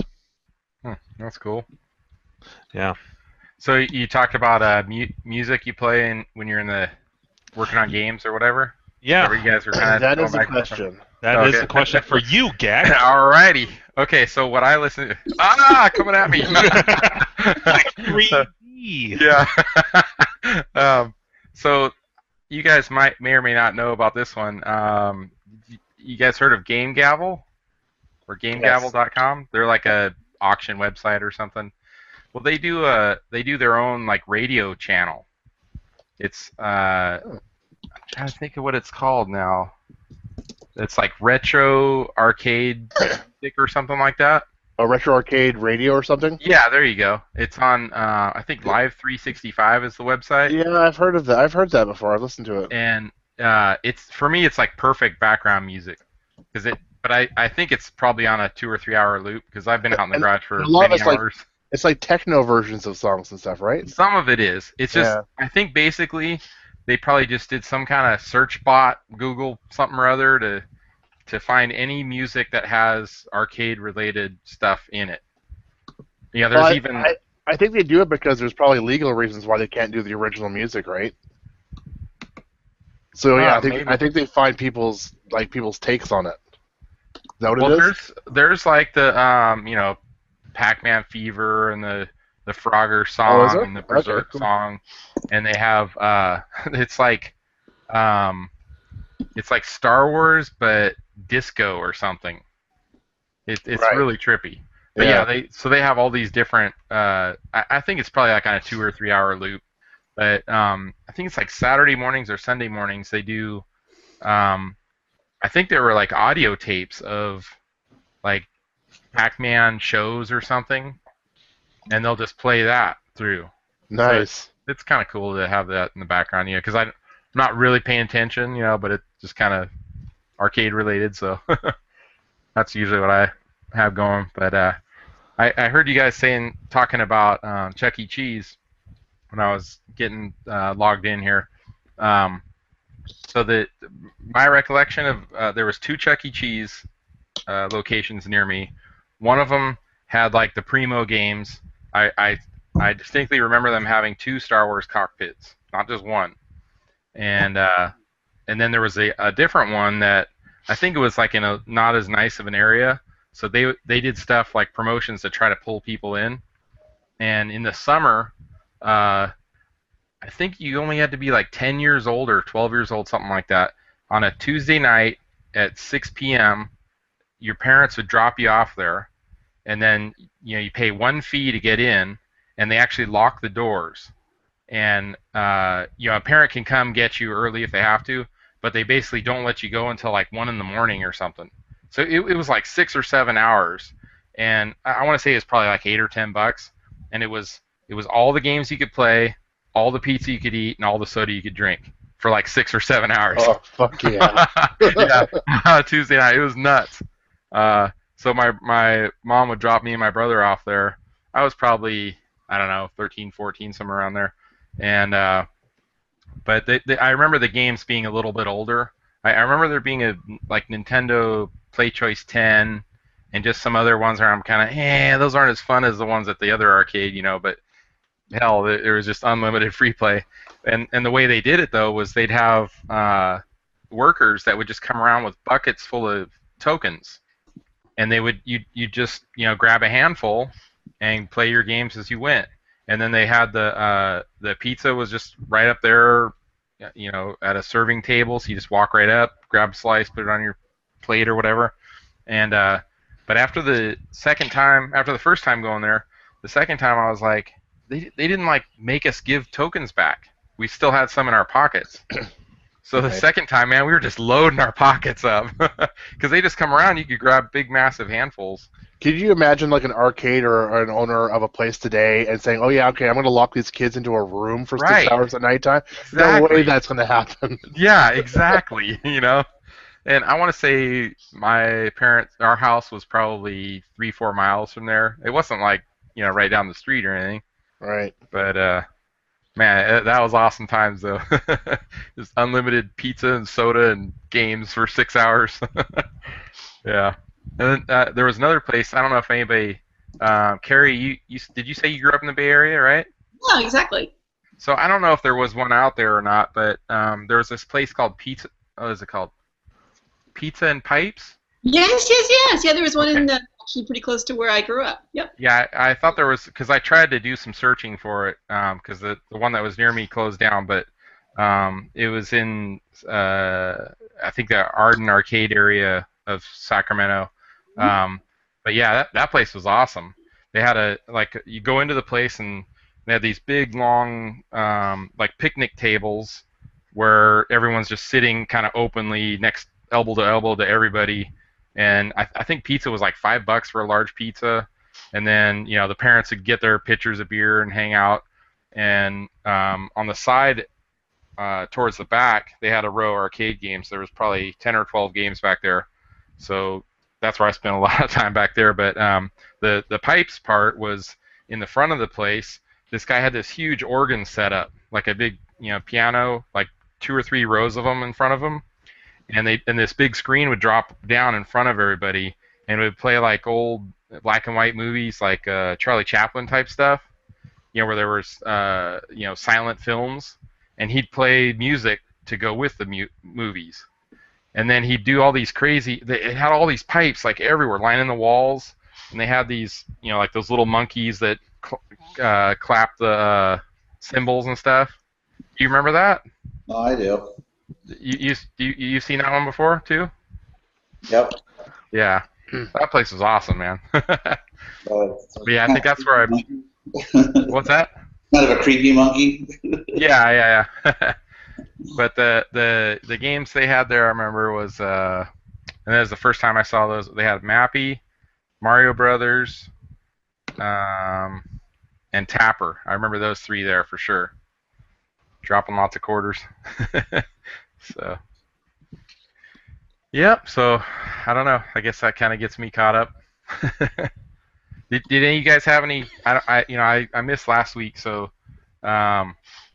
any stories of traveling back from Grinkers? Like anything weird happened to any of you guys? I had a couple things. Nothing too weird. I mean, I missed you, Chris, Yeah. Mr. Gack, and I cried a little bit into my pillow before I fell asleep. Actually, you know what? I was almost a little sad that we didn't do a show the Tuesday immediately after Grinkers, because I felt like we all had so many stories and stuff to talk about. Everything's fresh in It your was all mind. bottled up until the following Tuesday. But I was still on the road, man. Yeah. I'm usually just exhausted. You're doing an arcade hangouts on the road. Yeah, there you go. Did anyone I can ask, was it the 18th that I heard that the next Grinkers is going to be, maybe? Let me check it. No, I want to say it's the 14th. The 14th, okay. I'm not booking anything until it's official. Yeah. Hey, Gak, whatever you do, just look up, make sure it's not the same weekend as the Portland Retro Gaming Expo. Or Homecoming. Because the following weekend is usually the Portland Retro Gaming Expo, and that's where I try to do one and then the other, and that's what Greg from Arcade Impossible says he's going to do maybe as well. Because last 3 years he's gone to the Portland show, so I don't know if he would want to go to one or the other. There has not been an official release on this, but John told me the 14th and 15th. Okay. The Portland show hasn't announced when their next year's one is. It's usually the weekend after, so I'm hoping it still is. And so it's usually like the third weekend of October? Well, it's always weekend after, except for was a year or last year's John. They moved it up a week. Remember, John's show. There was one last year, I think it was, where it was supposed to be a certain date, and then they changed it to be a week ahead. Maybe Steve can chime in on that. I don't know. Yeah. That might Well, have it was his birthday. I remember the one night. The second year. Yeah, the second year I think is when they moved up a week. It was originally Yeah. planned for a certain weekend. They moved it up a week, and that was good because, like I said, the Portland show was the week after. Right. I think I hate to have to choose between them. Right. And there's a lot of people that do. They go to both. Like, I know Blind Dog goes to both. There's a whole bunch of people that go to both because they're so close to. Right. Yeah. If they're close to that. Yeah, so they're the same weekend. It would kind of suck. I'll tell you this, depending on if I get my own room or not next year, I'm seriously considering going Wednesday through Monday. Wow. Hardcore. Yep. Well, Yep, the Monday is I'll- nice. The and Monday's then- nice for sure. Dude, pulling an all-nighter sucked. I mean, it was okay. It didn't make any sense for me to try to get any sleep. I mean, I did the right thing, but it still blew ass. So your flight was leaving at 7 a.m. or something like that, or what? Yep. Oh, so you got to be there at like 5 a.m. or so. Yeah, the 6 a.m.? taxi picked me up at 5. Forget that. And I walked back. I got back to my hotel room. I walked back with a very super drunk Andrew, well, myself included, and Sam Wyo. We had a blast walking back to the hotel. In the elevator, we're going up, and it didn't even hit me that this is the last time I was going to see these dudes. Andrew comes up, gives me his, the big bear hug. He's like, we were very romantic the whole trip. And anyways, I got back to my room and I was like, I got an hour and a half before I get picked up for my flight. So I'm like, come on, I hope there's something on TV. I find Seinfeld is on. Perfect. All right. There's like a marathon going on. So I watched like 3 or 4 episodes of that while I was packing, and that was it. So It wasn't the Master of My Domain version episode, was it? I wish it had been. Or the It would have been perfect. frog- Actually, my favorite episode is, was that season 4 or 5, The Opposite, where George decides to do everything opposite of his instincts, and that's how he gets his job, and he meets the woman. And, yeah, it's fucking hilarious. I like the Kenny Rogers roasters. Yeah. You wouldn't eat broccoli if it was fried and dipped in chocolate sauce. What about No Soup for You? Yeah, that's a classic. I think that's a little overhyped though. It's a good episode, but I like the one where George's dad turns his old room into like the place to be, and it's like a pool table that's like too big to be around. and their elbows. Yeah. Yeah. And then they start taking their pants off to be in there to play pool. I like watching Kramer shoot pool, and he's like sprawled out, and he's like flying all over the place. Yeah. He's like breaking the window, so they end up using the maestro stick because it's perfect, and end up breaking it. It's a great episode. That show was ahead of its time. That's the same episode where George has a doll that looks just like his mom that's like talking to him. And Oh, that is, yes. Yeah. You know what's actually crazy for me to think about is that show was Mr. Marbles, he's harmless. that Steve! that show was just into its like second, third season when Cheers was just ending. Like, think of that overlap. Like Yeah. Seinfeld and Cheers, like two of the So best. I've had several people tell me about there was one episode of Seinfeld where the female, I don't remember her name, the Dreyfus chick. Yeah. She was dating some guy, and they were all making fun of his name. His name was Todd Gack. oh, weird. He had my last name, and they're like, "What kind of name is Gack?" You know. And there was something about him like being cheap or something like that. And she had like a sock full of coins, and she like throws it at him. That was like the big scene with her, ending their relationship or something. That's all I really remember about that episode. But yeah. The show was great. Yeah. Hey, Jimbo, going back to your travel times, I can see the Monday being good. I'm not sure if you need to get in on a Wednesday, though. I don't know though. I'd like to spend the whole damn day Thursday being there. Like I could get there late Wednesday. Yeah, but nobody else is there, right? And they're just kind of just setting shit up and stuff. Yeah, but it's me and Steve. Me and Steve are gonna be bros. He's busy. I got there Yeah, early. I'm gonna help Steve Doing move games and shit. We're gonna just like have all kinds of crazy beers and Steve will just be like, "Fuck Jim, fuck off, I'm busy." God damn, get off me! What are you doing? Actually, Keith and I got there really early, and like the fantasy was super wobbly, so we were trying to help Steve get it like steady by putting coasters underneath it and shit. I'm gonna buy that. I'm gonna buy that fantasy from Steve. No, I'm gonna put like the new world record on there. And I'm gonna up it to like 200,000.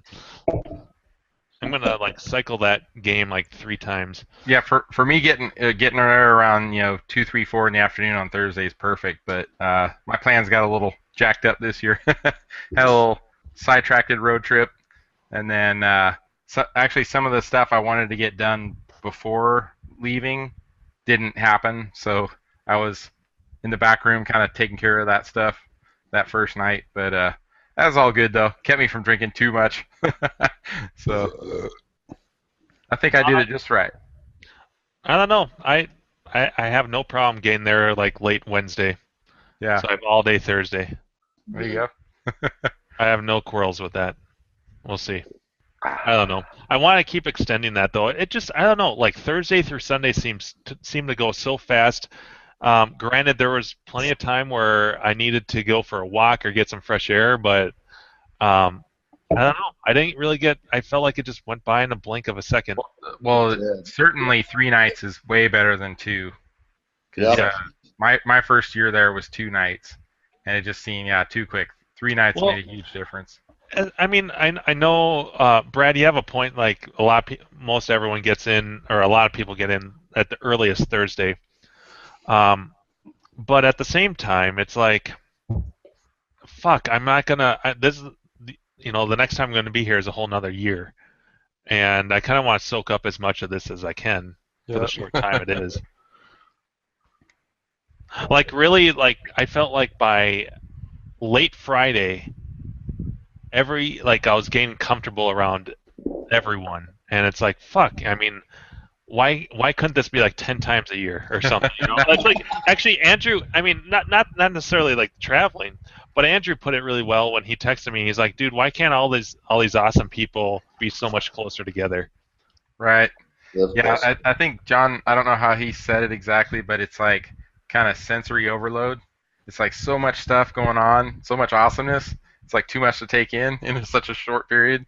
Yeah, and you don't assimilate it until like a week later. It seems like. Yeah.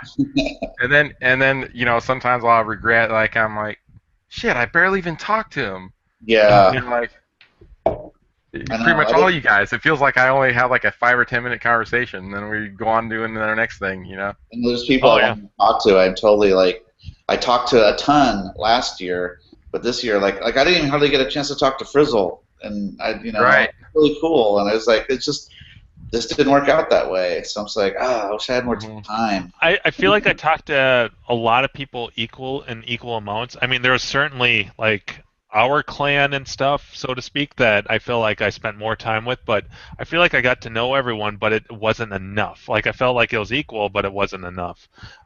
Granted, me and you, Mock, we played a shit ton of Street Fighter. That was good.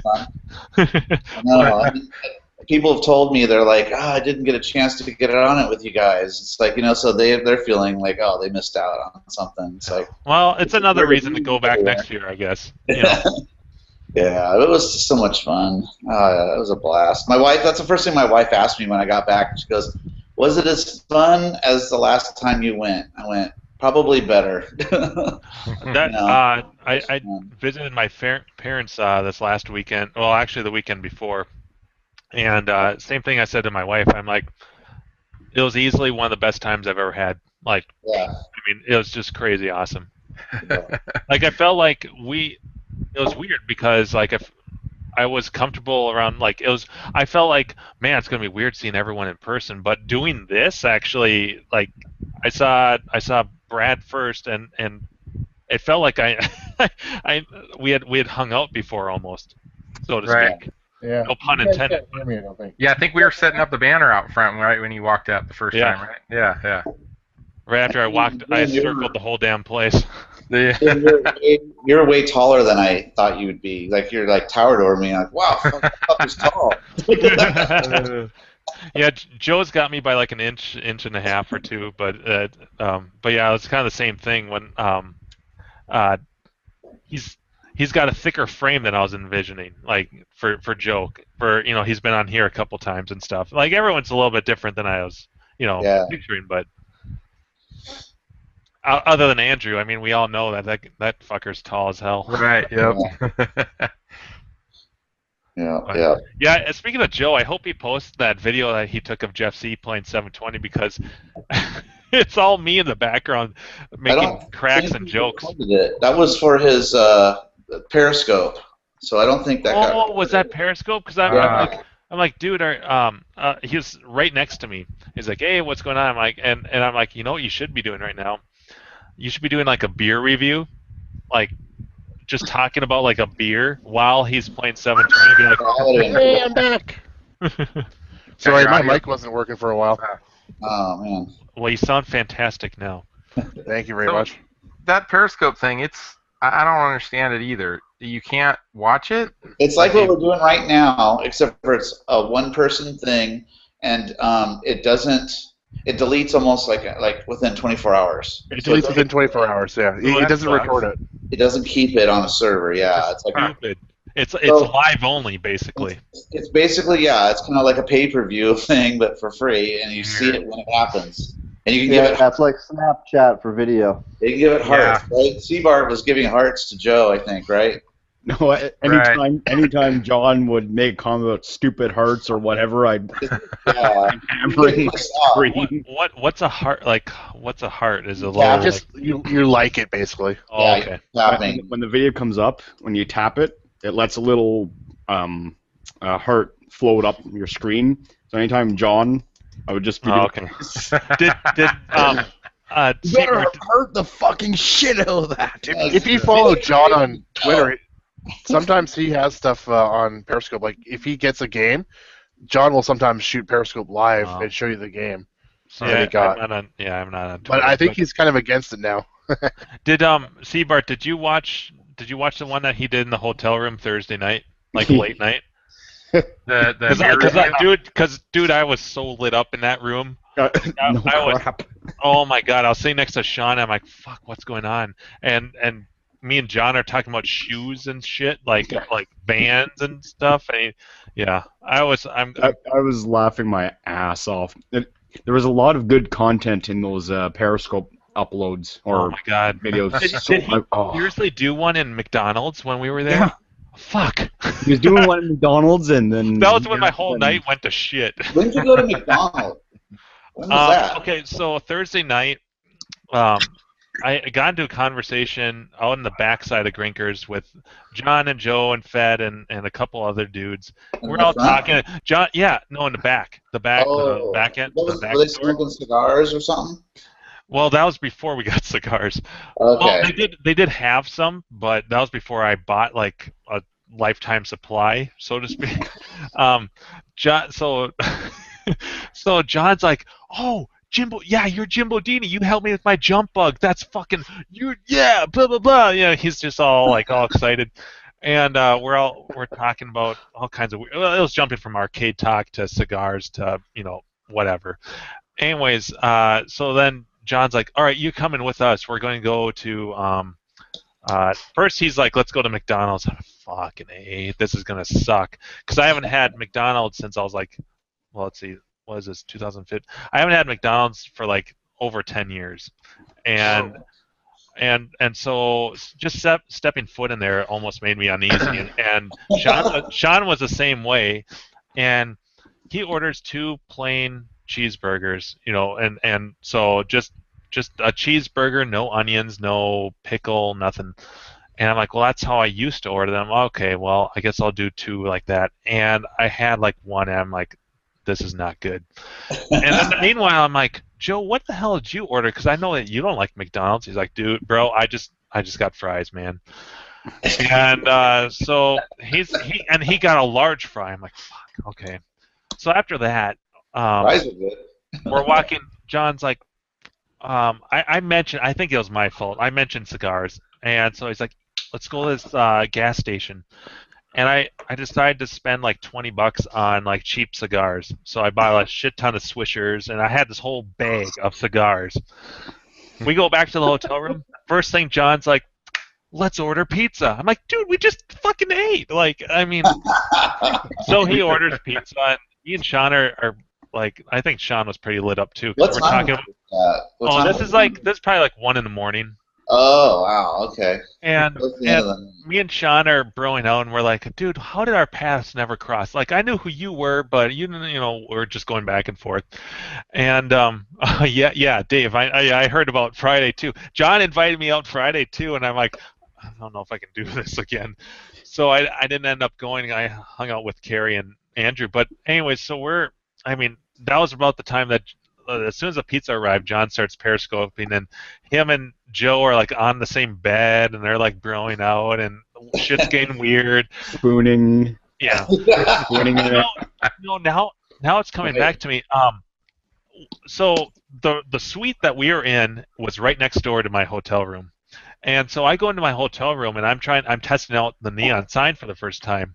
And this is before I joined them in their hotel room. This is after we got the cigars and stuff, but before I went to their room. And someone comes pounding on my hotel door, and I'm like, "I'll be right there," because I'm trying to get this shit working. It's pissing me off. It's not working. It keeps pounding. I go up there. What? And it's John. He's like, "Hey, fucker, why aren't you coming over here with us?" And I'm like, "Dude, I'm trying to figure out this damn neon sign." He's like, "What neon sign?" He comes in. He's like, "Dude, I think that's a transformer." We get all tech talky going on. He's like, fuck it, come over here. And so that's how my night kind of. The next day, I slept until like noon because I was just like, "Fuck, I can't do this again." I'm like, holy shit, they had growlers in that hotel room and it was heavy beer, and I'd been mixing all kinds of weird shit all night, so Those the treehouse ones? I can't Treehouse remember. ones? Yeah. I Do they brought back. Do they keep them cold?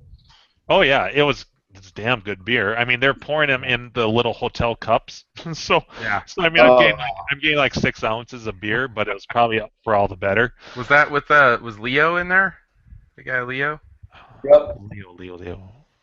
Yeah, he Sunday morning I can't remember. I think Joe told me Saturday night. He's all, "Hey, there's still more beer left in the growlers." And I'm kind of like, I can't have any more. Yeah. And I'm like, if you have any left over, I'll take it back with me though. So I went up there Sunday morning at like 8 o'clock in the morning and got like Nice. 3 growlers and there was 2 of the Giles Arcades glasses he had from like doing tastings or whatever. Well, Gak, I told the story last week, but I ended up leaving my cigars in the hotel room just by mistake, by accident. The next day, I realized it, and like, that's for all the better, because like I smoke cigars, mild cigars, like once, twice a year, Right. and I bought a shit ton of cigars. I told John this. He's like, and I'm like, "John, I left those cigars in the hotel room, didn't I?" He's like, "Thank you." That's all he said. It was pretty good.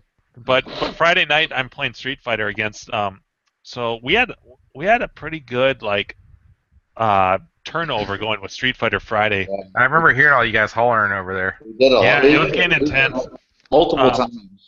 It was getting pretty nuts. I had been dominating for a while, and then I stepped off, and this one dude came on. I don't know if he's on Clav or not. He had a badge and everything, but he decided to choose Bison. I forgot how Yeah, fucking that cheap. was easy. I forgot how fucking cheap. Yeah, he just Bison went is in that back game. and forth with the Psycho Crusher. Yeah, back and forth, I'm back like, and forth, oh, back and that's forth. fucking right. This is like the broken version of Bison. I totally forgot about like how much chip damage it does.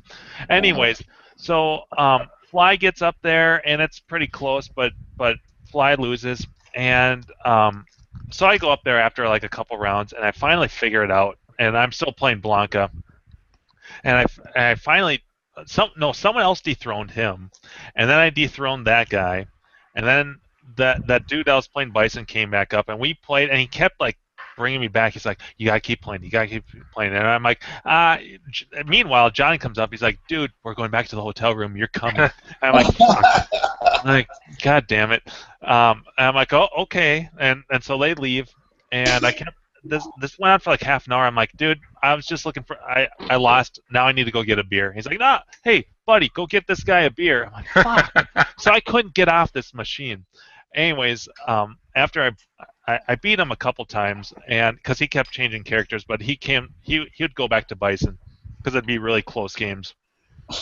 And anyways, after I finally got off there, I go up to Fly, and I'm like, dude, I redeemed you. I fucking I fucking, you know, but it was getting close to like 2 a.m. So I ended up hanging out with Carrie and Andrew. Nice. And we hung out in what we call the loud room, or the loud section of Grinkers, the jukebox corner, The wacko corner. Yes. Yeah. I walked over there and talked to you guys a few times. So I couldn't hear I shit. left that night, and I felt like I had just been at a concert. My ears were ringing. I'm like, what the hell's going on? Well, the Donkey Kong point pressing was going on a lot over there. So it's like diddle-doo, diddle-doo, diddle-doo, diddle-doo. Dude, I told Andrew. So Saturday, me and Andrew are sitting on the opposite side of the bar, across from like the Donkey Kong machines, and it was right around the time that we decided it's time for our first beer for the night, which is like 4 p.m. And it was a big. We talked about this last week, but it was a big discussion. It's like, is now the time, or should we wait a little bit? So we finally decided. I'm like, dude, holy fuck! I can hear that Donkey Kong Jr. like at that game's like 25 feet away, and I can hear it crystal clear over where we're sitting. It's fucking nuts. I can't hear any other game but that, you know. But it was it's nuts how the sound works in that area. Yeah. Yeah, that was fun, but yeah, it was a lot of shouting. Oh yeah. Oh my god, but that was so much fun. That was great. Yeah. After 4 minutes, I'm like, okay, fucking A, I need to get like right in Carrie's face, because I can't do this anymore. I can't pretend to hear what anyone's saying. We always ended up in that corner too, and I got so drunk I forgot Carrie's name. That a boy. Nice. Otherwise, I can't remember that. I kept forgetting the dude that was playing Xevious' name, but I could hear those sounds like crystal clear. We kept. Oh, bringing that's that back. song. Yeah. The previous song that never ends. Oh my god, that's. That dude is that's the most hardcore Xevious dude I've ever seen. Was he playing it He for was like a all- long time? He came over to when I got that big game on Fantasy. He was over there too, or he was over. Where's Andrew? I can't remember that dude's name. Yeah. David. Yes. Yes. Oh, fuck, Crafty just fucking appeared. Yeah, that was David. He was Andrew's friend that drove up with us from Denver. He flew in, and we all drove up. Oh, Dave Stearns. Oh, well, not Dave Stearns. Dave Stearns also drove up with us, but this was just David. So that's how I feel apart. Yeah. Is it too Dave bad? Hardcore Xevious. He told me he almost broke 100,000. I don't think I've ever broke like 40,000 on Xevious. What is that a good? What's a good game on Xevious? I don't know. None of them, because Xevious sucks. I can't even remember the last time I played that game. I used to love that game as a kid too. It's a terrible game. I played the shit out of that on the 7800. Yeah. It's a terrible game. It's a unique cabinet, and the art's pretty cool. It's a cool cabinet, yeah. Badass looking. Yeah. So is Crystal Castles. Yeah. I like that game. I think I think either I'm gonna own that fantasy that Steve has, or I'm gonna make some crazy world record on it next year. Probably the latter. And I wonder what version you'll get. You get the cannon firing one, or you get the other one? Right? That is. I want to know what. Like, I want to study that board and be like, what version is this? Steve's making me buy a space app too, bastard. Sorry. So Jimbo, I think I saw. I played that fantasy game a little bit, and then I was walking around, and I saw 34K stand there with you at the game, and I just saw his hand motion, and I just started busting up. I totally knew what he was talking about. The sword, the wiener sword. Yeah. Oh, Jesus, walks like, yeah, exactly. I'm like, what the hell is going on there? It's easy. Like if anyone's It's like played the lottie, game, lottie, lottie, lottie. you're dead. You're dead. Here it comes. Yeah. I'm just gonna run into you. Yeah, exactly. I can only go left and right. That's right. Because if I go up and down, it's not coming out. Yeah. Right. Yeah. It's like Yeah, two bottom. Dude. Yeah. That was great though. Like that. Yeah. That game was. Of all the new games that I played, or games I hadn't played before, that was honestly, in hindsight, that's probably one of my favorites. Yeah, Sam's right. That was my favorite game too, dude. Did you ever get a chance to play Astro Blaster when you were there? I did not. I didn't No? play the black and white. Was that a black and white? No, it's a color one. It's actually a pretty cool shooter. It was next to Zookeeper, I think, right? Yeah. I think it was over there in that area. It's I didn't don't even know. make it over to that I wish section. they would put that in the tournament because that's a pretty fun, different game. I think Fetish Boy was talking about it, saying he wants to get one or he has one or something. But it's actually a really cool game. I just wish they put it in the tournament one of these It days. has like the voice, right? Yeah, It has like it's one of the first games to have voice. It has this like a warp button that slows everything down so you can shoot everything because you got to shoot everything before you run out of fuel. And then at the very end, you have to dock. You have to dodge asteroids and shoot the fireballs to get fuel back. And there's all the. I think John did a video on it once. Actually, it was pretty good. He was talking about all the secrets that are in the game. So you get all these secret scores and stuff, and it's really pretty cool. I don't know. You guys have to check it out one of these days. Yeah. We go to Grinkers. Yeah, exactly. So I played that for a little bit just to enjoy All it. right, we got to pull Steve in on the conversation here. Yeah, he doesn't have a headset talking or something, right? Is he hooked up? Here's Steve. Steve Yeah, I'm actually good. has to do his answer his question of the week still. What do I listen to when I'm working on games? Oh, he knows it. Astro Blaster says in attract mode, it says fighter pilots needed in sector wars. Play Oh, Astro yes. Blaster. All right, Yeah. what the fuck is Andrew doing in the YouTube chat? Dude, get the fuck in here. I'm getting pissed. Now you're just mocking us. You're mock the magician, the magic manning us. That's a lot to say. Never mind. He's just mocking Let's us. say Mock. Mock was taken. He's a creeper. We should just get Sam in here instead of 34K just to like fuck him over. This is what you get. No. You mean like Dave's cousin that came on that one time? Oh, Brian, yeah. Dave's trying to get in. I thought that was cool last week where we got that tour of that guy's arcade. That was pretty awesome. That was Yeah, like that was the pretty cool. never-ending like that was like the 10-part episode. Jeez, yeah, it was a huge collection. My God. Once they got their last connection, though, it was actually pretty good. Yeah. It was. All right, Where what are you guys was talking that? about? What part of the country? Oh yeah, Gak wasn't here. It was in somebody in Texas. Yeah. Ah, Where was it? What area was it? It's wherever Zoltan's from. It was close. It was close to him. Yeah. But I guess it was his private collection, sort of like Wow. what Steve has. But then he decided to open up to the public. But he's got all these like other areas. It looks like a hotel room almost. Where he goes through all these hallways and doorways that have. It'll be up in a couple of days, Steve. What? It'll be up in a couple of days. Oh, Cool. that's It's episode Did you 16. record that right? part? Yep. Oh, okay. Yeah, okay. I won't ruin it. But it was pretty cool. It's just. Yeah, I didn't record the whole thing, but once he got his the better connection, I recorded it.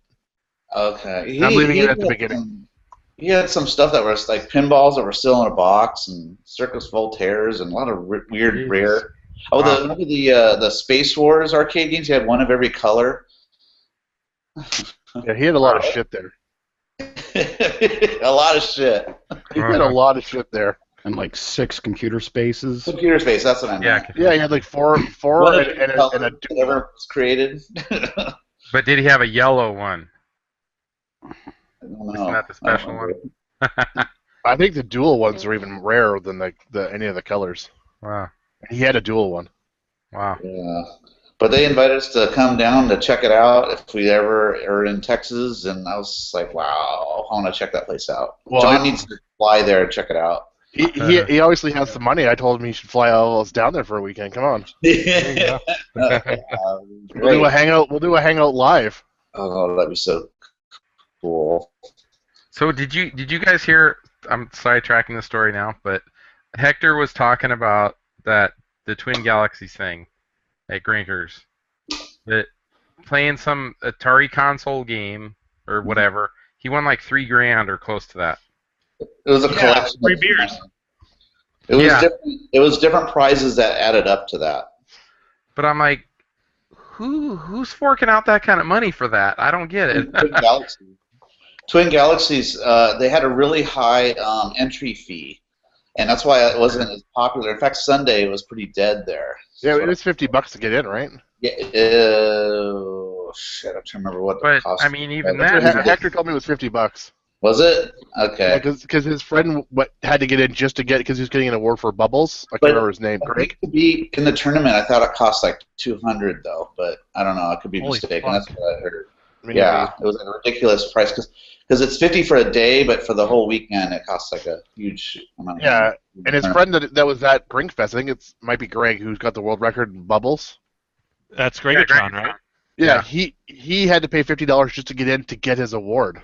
What the shit? That's Well, here's what I heard is that Twin Galaxies hired a publicist type company, and they're like this Hollywood high-end thing, and they thought, oh, well, we can charge this amount of money, and we can do this, we can do that, but they didn't really promote it very well, so the attendance was really low, and the Sunday was dead, so they're going to try to retool it and rethink it for the next event, because I It's heard just out in the middle of nowhere too, isn't it? Isn't it kind I've of? been to it. It's where the our arcade expo was in Banning. Yeah, But and I Banning's like out in the middle of nowhere, isn't it? it is. It's Like yeah, desert. yeah, it's deserty. This guy bought this someone who has a lot of money. Yeah. bought this huge property. Have you been to it? No, the story I heard, I think maybe Kalen was talking about it, was Yeah. that the Yeah, guy's like an Kalen might be. operator. Yeah. The guy who owns the place was an operator, and he's been an operator for 30 years or whatever, and just has amassed this massive collection. Yeah, he's got these two giant rooms. Joe did a video on it if you want to see Yeah. what he has. But yeah, one room is just all pins, and he's got pins that are like super rare, like Big Bang Bar, or like that giant Hercules pin that has the pin ball is a cue ball from a pool table. Yep. But the other room is all arcade games, and they had a little tournaments and stuff going the day I went. Kayla and I were playing. I think it was Baby Pac-Man or something was in a tournament, so it was fun. But the one that Hector went to, I didn't go to just because Grinkers was coming up, and I was like, I don't want to push my luck with my wife, so. Right. Yep. But yeah, so we'll see what the next event's gonna be like. I think they learned some lessons, so I don't know. We'll see. What's so funny? You like that, Carrie? Yes, you crack me up. Which just chat are you guys in? just like I ate a big meal. There's I like gotta read the there's like chat. 3 different things going on. We got the podcast, we got chat in this podcast, we got chat on YouTube. It's fantastic. I wouldn't change it for anything. Right, exactly. The ADD mind. Yeah, you need to multitask to be on this show. You need 3 monitors for this. Yeah. I think I've finally gotten my setup right, so I can actually look at both chats and the feed. It took me I don't know how many shows to finally get this, but I do. Oh yeah. Yep, I got Clav, I got the main Hangouts and chat, and then I've got YouTube. oh, so you actually have multiple screens, don't you? Or multiple Well, video editing, you have to, yeah. I have multiple screens too. Yeah, see, I got the one little computer with things shrunk, and so if I'm squinting, that's why. Andrew's here. The extender screen. Holy Andrew! shit, look. 34K. There's my bro. All right, Andrew, what'd you have for dinner? Appetizer, main meal, Yes. alcohol, dessert. Let's go. Panties, boxers. What? Did you go to McDonald's? Is that where you went? Chicken McNugget meal? You Edible underwear? You splurged. What flavor? I think Andrew's feeling pretty good. It looks like. can't hear Oh, him. oh, he's definitely feeling good. Yeah.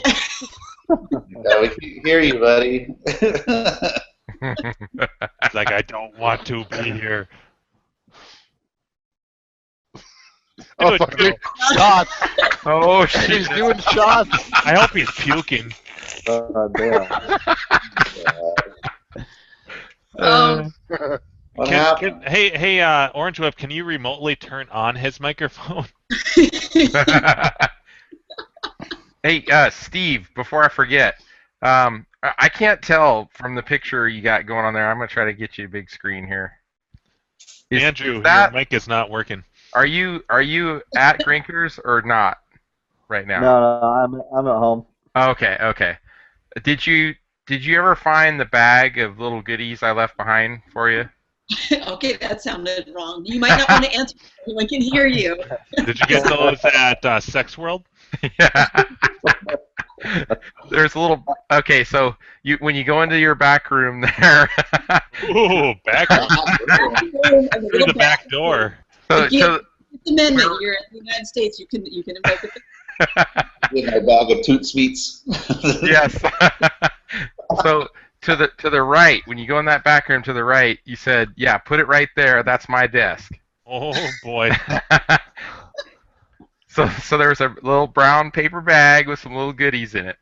It had like. I did. You I got did? everything. Yeah, Okay, I got cool. the plastic bag, which was like my Drinkfest shirt, and then the extra stickers were down there, Okay. and yeah, all that kind of leftover stuff. Yeah, we're gonna do the extra Grinker stickers. We're actually gonna give to kids when they have their birthdays there. So that's kind of a Cool. cool little bonus plan. So thank you for that, Gak. Yeah, for sure. I don't know if the other guys knew about this, but when I ordered the stickers, they were supposed to be 250 pieces, but somehow the sticker guys screwed up and they gave me 500, like no extra charge. So we wound up with 500 Arcade Outsider stickers and 500 Grinker stickers. So John's got a whole bunch of extra Arcade Outsider stickers too. So yeah. Cool. Uh-oh, Yeah, what's baby. going on? Oh, my mic's not working again. Oh, there you go. What's going on? Yeah, we need to get the update from 34 here. 34, what's going on, man? How you feeling? Is this mic broken? Oh. Sign language.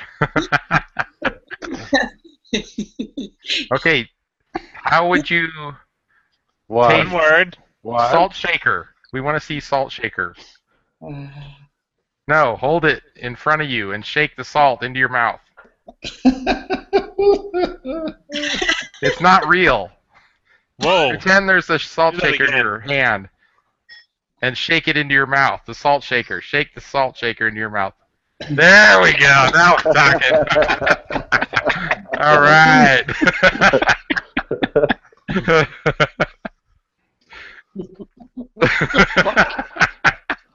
You fucking guys. You.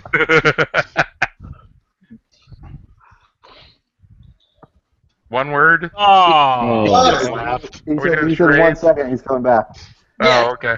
Maybe the 1 minute. I'll be right back. Mm-hmm. Yeah. Oh, okay. I thought maybe people are sleeping next to him. I thought it was Yeah. 1 minute and I'll take it in the back. Right. I hope that's what he was saying. That's something about only needing a minute. So. Hi-yo. Are we gonna do the He's 34K charades? Yeah, but his version of the back is like 6 feet tall. All right, is that any All better? right, there we go. There's the soothing radio voice I love. Good evening, ladies and gentlemen. Evening. Good This is evening, Stephanie Andrew. His antenna. At least 6 feet to the wind.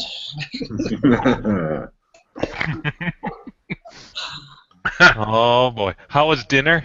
Dinner was lovely, thank you very much. That's a late dinner. Yeah, well, there's a Japanese joint that is one of David's favorites, so we always go there whenever he's in town, and It's like a country style Japanese. They do a lot of soups and noodles and. Is there a Japanese orgasm? Um, Was a little miso? Was the food? Was it like a foodgasm? it's pretty fucking awesome. Was there a happy ending?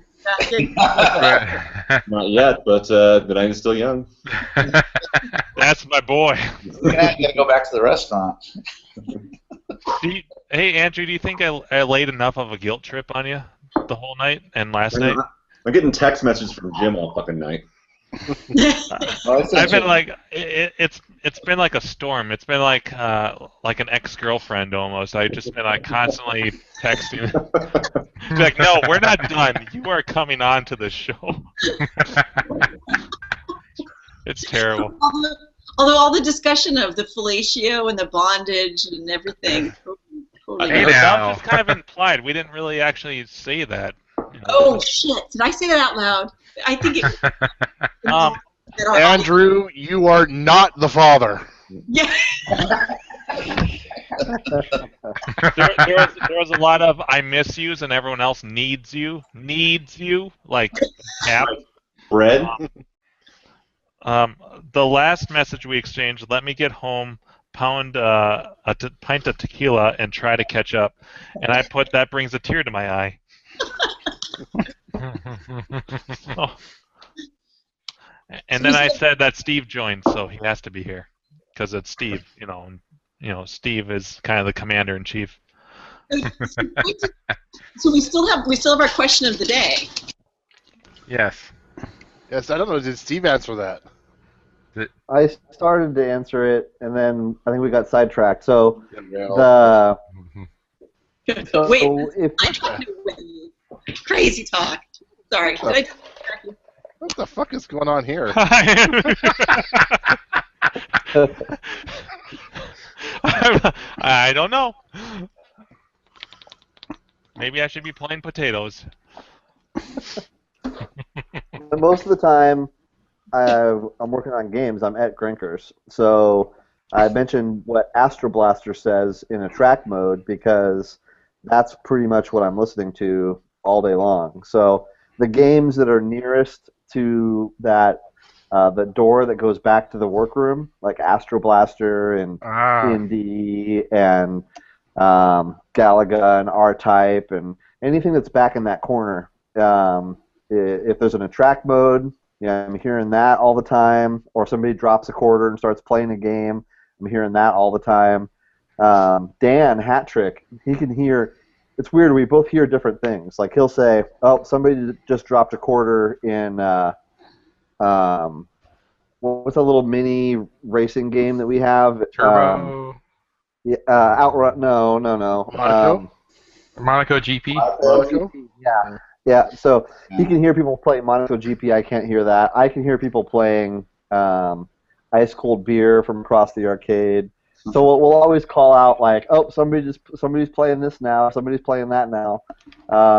So it's kind of fun to be able to hear what games people are playing when you're working in the back room. And then you guys all heard the music. I listen to that same music every day.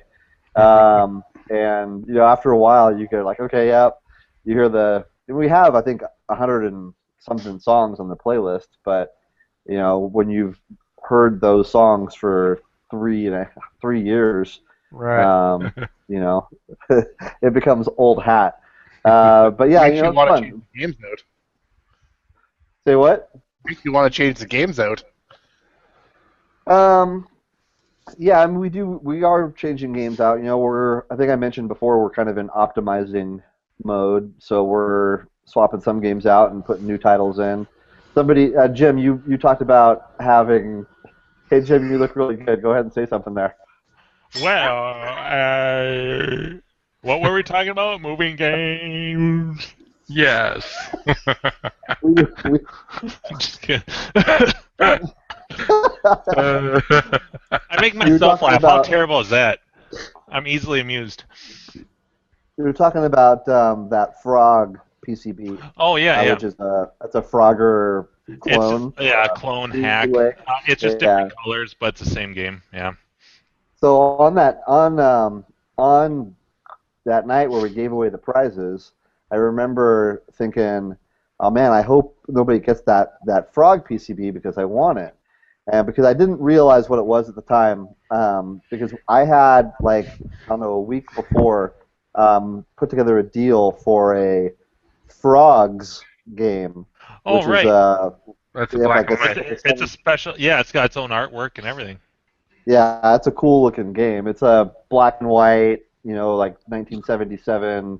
I think it's a Gremlin game, Yeah. but it's a really really cool looking game. I was like, oh sweet, I can get a spare PCB, and I didn't realize until later it was a Frogger. Yeah, that's it right Yeah. there. Yeah, they're different games, but that is. That had a reflective. Yeah, that had a reflective screen, sort of like a. Yeah, they Kinda like jump a around and eat flies or something, don't they? Yeah, you're on a lily pad and you jump up and you can Kinda get a like free Blue Shark. on it too. That shit's Yeah, awesome. that'll be at Grinkers next year for sure. Awesome, dude. Oh Awesome. boy. Yeah, man. I hope everyone that got PCBs, I hope they all work, honestly, and that they get some use out of them. Or if they sell them and get some money, whatever. It's a prize. Yeah. I hope next year I seriously I'll have at least I'll have at least one neon sign that's going to survive. I'm hoping I've been monitoring. I was telling everyone earlier. I've been watching some bar closing auctions here in the state. They have a site for that stuff, and that's where I got all my other neon signs. So I'm hoping to figure everything out. Like this year was a learning lesson. It was a very hard learning lesson. I thought I had everything packed, but it was a heartbreaker. But next year I want to have at least one neon sign as a prize. Fucking epic prize. God, that pisses me off. I do like the picture someone took of the sign out in the hallway the next day, and then behind it are like like pizza boxes and all kinds of other random garbage. So someone thought it was garbage, or what? How did it wind up in the hallway? I left it in the trash can in my hotel room because I'm obviously not taking it home with me. Yeah. And I think the way that they clean up hotel rooms and stuff there is Yeah. odd sized garbage they move into the hallway and someone hallway, else right. cleans it up. So Okay. it got left out there. Yeah, that was sad. Like I didn't spend a whole lot of money on signs, so it wasn't that I was sad that my sign got destroyed. It was that no one got it as a prize, that it wasn't working. Especially Dave. Yeah, I was actually. It's funny because on Thursday I was talking with Sean. And he's like, and I told him about it because I thought it would say, like, I unwrapped it, everything looked great, but I didn't have time to plug it in. And so at that time, I thought everything was good. And Sean's like, "Oh, I think I'm gonna have to arm wrestle someone for that sign." So like there was a little bit of talk already going on, but I'm glad I didn't hype it up for like everyone because that would have been terribly depressing. But next year it'll work. Yeah, I didn't even realize Matroid, he actually has his own website where he sells the new old stock CPOs and stuff. Oh yeah. I didn't even know he had that. a site either. No, I didn't either. He sent me a message afterwards. He's all, yeah, keep me in mind next time. I'll be a sponsor. I'm like, shit, I didn't even know he had a company.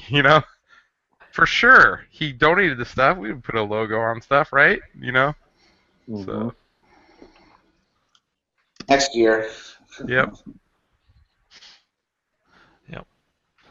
All right. Earlier, you guys were trying to figure out what date Springfest next year was, and I walked out to get beer. What was the verdict on that? So there was a message. I want to say you were copied on it too, from John, and he said October 14th and 15th. Okay, that works. I think the weekend before is like Zhao's kid's birthday or something. Okay. And then Orange Chip was saying something about there's another show that always happens around that time in The Oregon Portland or Retro something? Gaming Expo. Portland, yeah. Have they set a date for that yet, Orange? I don't think they have. That's why I was just hoping it's not going to land on the same day, same weekend. Because Greg from Arcade Impossible, he goes to the Portland show usually, and so that might be a problem of him getting to Ringfest. Yeah. Well, Orange Whip, just pull a few strings. Just tell them they got to do the next weekend. I haven't. Yeah, or the weekend. Actually, I do know the guy who organizes it, but it's a big show. Like it's Yeah. huge. Yeah. It's like the size of CAX. Right. That's Yeah. I've heard that.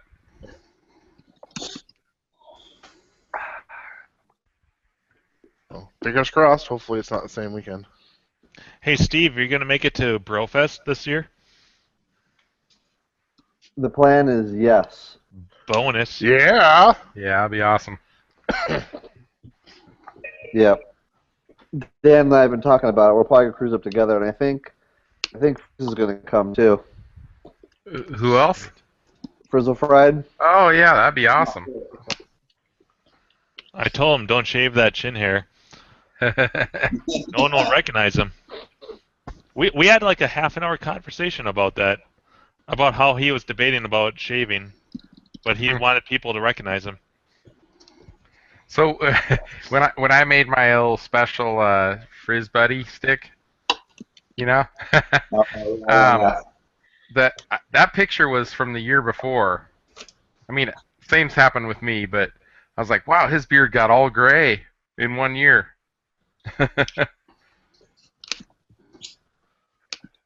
Wow. So, yep, it happens to all of us, right?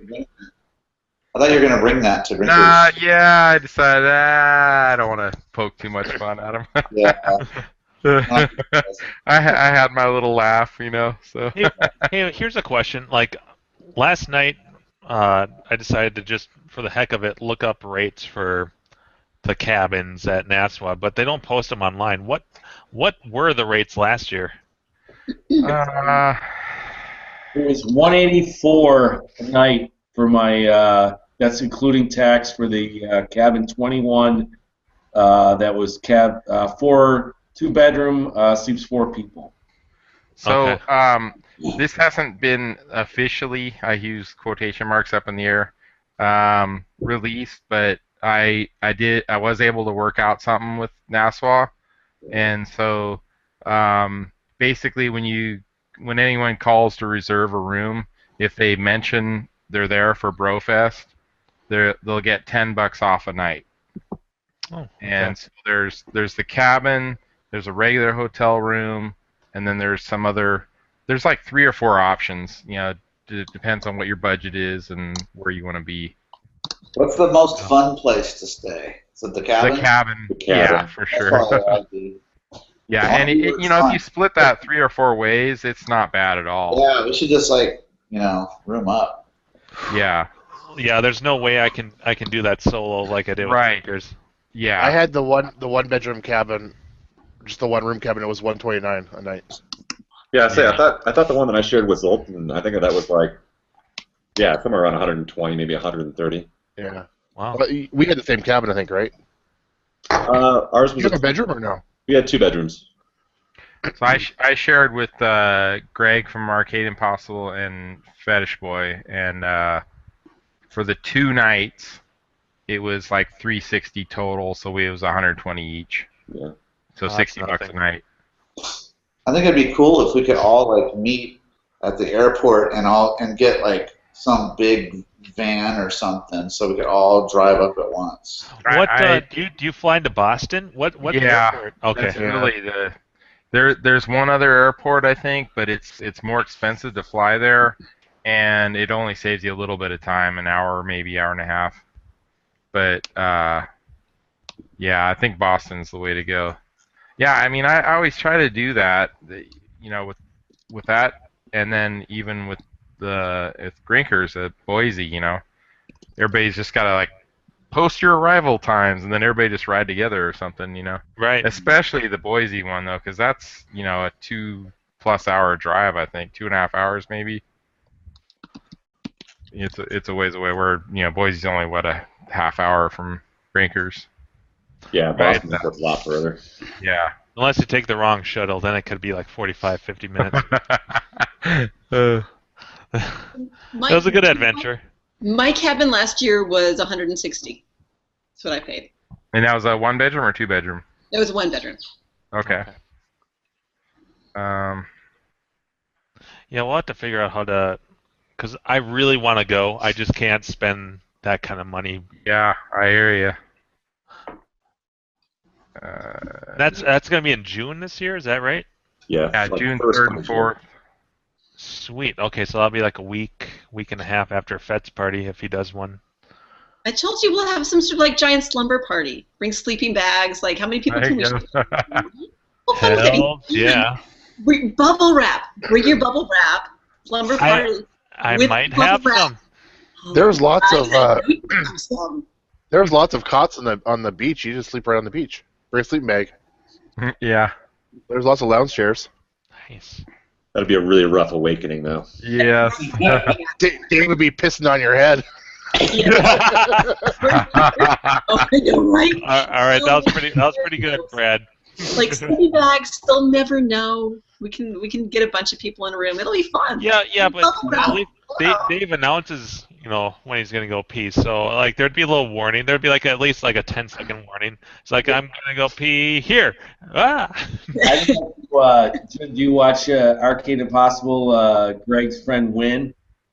He was sitting on the beach on his lounge chair, and I went and did a nice stream right next to him. He wasn't looking again. He just Was that you into the lake? Yeah, I remember seeing somebody stand there just like pissing a big old stream. It's like a Las Vegas statue. Just. I did. Well, I asked Greg. I go, should I go piss next to Win? He goes, do it, and I just. That was a dream. All right, so I have the email from them with the price list right now. They said so there's a 1-room cottage. It's normally $139. You can get it for $129. Well, all these prices take $10 off. 1-room cottage is $139. 2 bedrooms $179. There's studio suites for $129. In queen rooms, whatever that is $119. In king room is $129, and then PAUGUS, whatever that is, Paugus suite. Do they have a honeymoon suite? Yeah, that's the big standard one. These are the same prices as last year. I want like a heart-shaped hot tub in my. So take $10 off all those for the Brofest. So they upped the price by $10 and they're taking $10 off because those are the same prices. Yeah. So the 1-room cottage last year was $129. That's what I paid. Yep.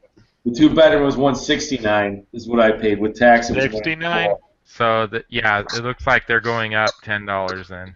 They should give us a better rate than that because I think we were the only people there. Yeah, I don't there know. wasn't many other people at that place. Yeah, I tried. Yeah. Isn't there a tent campground across from Fun Spot? Maybe, but I'd still say pretty much Nassau is where everybody's at, though. Yeah, I mean Nassau's still going to be the epicenter. Yeah. They don't have the beach is awesome there because I remember calling before and asking. There's just a few local guys. That's the only problem. It's like 3 miles away if you want to walk. So if you're not in Nassau, it's going to be, if you're not driving, it's going to be kind of a bitch to get back to wherever, if you want to hang out with everyone late at night. Yeah. Which is really where the hangout happens too, because like you don't really hang out very much at Fun Spot. What time does it close again? Was it midnight? Fun Spot? I think midnight, but I want to say around 11 o'clock everybody was out of there. Yeah. By 11:30 everybody's back at Nassau hanging out on the beach. Well, that sucks compared to Grinkers. So what weekend is this again? June what? 3rd and 4th. That's Is the that Friday, confirmed? Saturday. Yes. 3rd and 4th. Oh, okay. I got to mark Try that to down. arrive the 2nd and depart, the 5th or so. Hopefully they won't forget you, Gak. Maybe at the hotel. Actually, that's perfect because those are the dates that I was just randomly Googling. It's the first weekend after Memorial Day. Okay. That's historically what they've always done at the tournaments at Fun Spot. So John wanted to keep it that way. Well, and Sean has his party always on Memorial Weekend. On so Memorial Day that's weekend, perfect. yeah. Sweet. Hopefully this year or the next event they have internet running, so you guys don't have to. Yes, phone. that was definitely an issue. Yeah, they gotta get some wireless going on there. Yeah, we had to do the tethering off of Greg's Yeah. cell phone. His battery life died quick. But he can't be standing there the whole time, so he just like hand me his cell phone. I just have it in my back pocket just so we could tether the Wi-Fi off of it. Yeah, that's not good. Yeah, they need to figure that one out for sure. What about using an air card? I've never messed with that. I'm not sure how that works. It's no different really than just tethering. Yeah.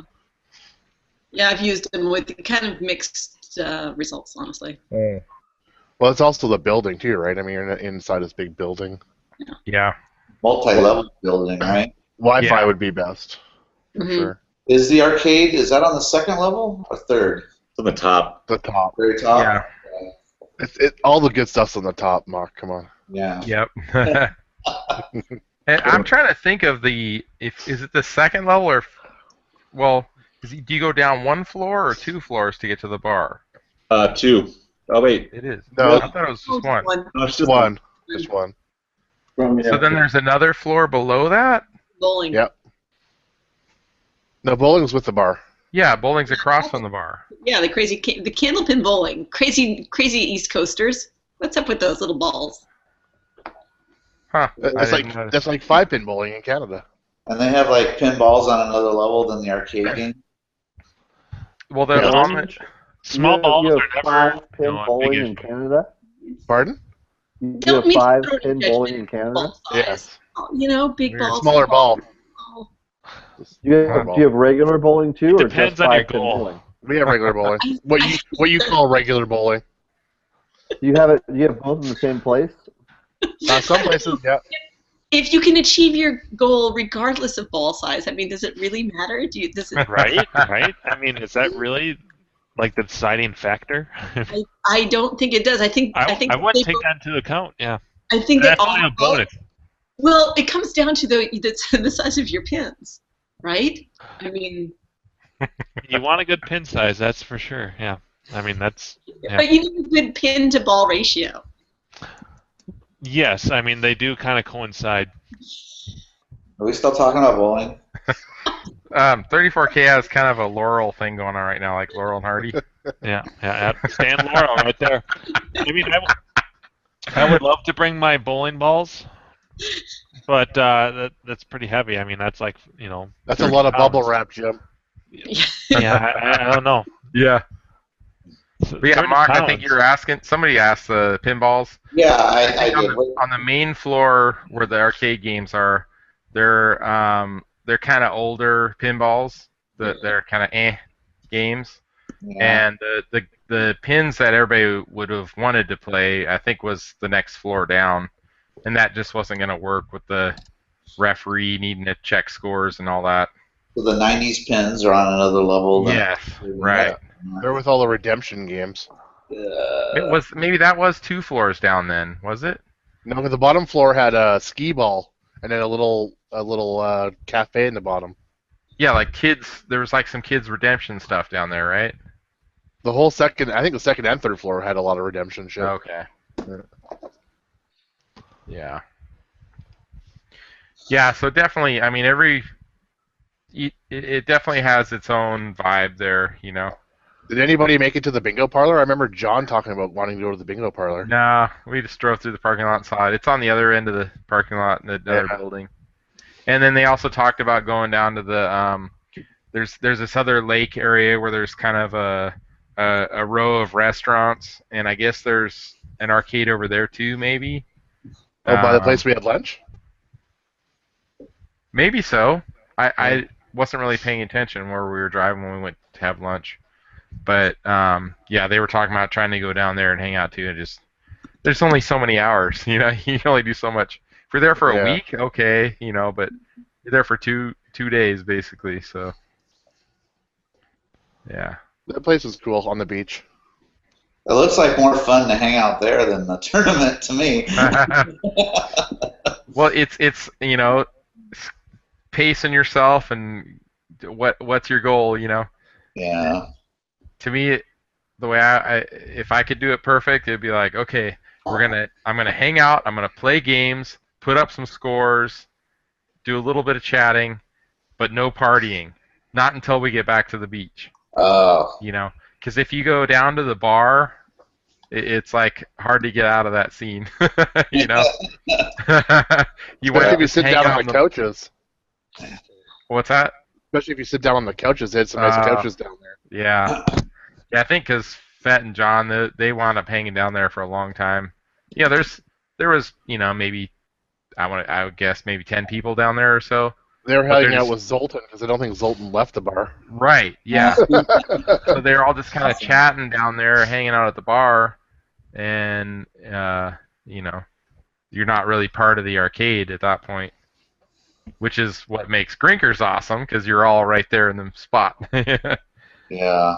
But it's definitely fun though at the beach later on though, where you're just hanging out, chatting, drinking, and not worrying about anything else. So there's plus and minus to all of it. I'm sure it goes late too. What's that? I'm sure it goes late too. Yeah. Oh yeah. Oh, the beach? Yeah. Oh fuck! I didn't go to bed both nights till 5:30 in the morning. Oh. I was too exhausted for that. I think maybe two-ish is my best. Well, I wasn't drinking, so. Yeah. But I was sick the rest of the next week, which sucked. Oh. Uh-oh, look out. Oh. Not mine. Down, Cujo. She's a good girl. She's just a little enthusiastic. So I think 34K didn't. Well, Steve, you got your chance to talk about the music, right? Yeah, I'm good. Yeah, I passed it to Andrew, this 34. is your question too. Oh, it's 34K's question? I believe it was, yeah. Could be, yeah. Do you remember your question? This is about the music while you're working. No, it's who do you think about when you're working? What do you mean working? Well, that's up to interpretation. No, actually, usually when I'm working, I'll either put on, because I've got TV out in the garage, so I'll either put on Netflix and throw on like a TV show. Last ones I've been running through is actually all the Star Treks, so everything from TOS through Voyager. That usually gobbles up a bunch of time. Either that or just throw on like 80s mixes or just music, back there. How about Celine Dion? I actually don't have a vast collection of Celine Dion tunes. Can you hook me up with some? Absolutely. We'll talk after the show. Awesome. Yeah, we'll take that one offline. Great.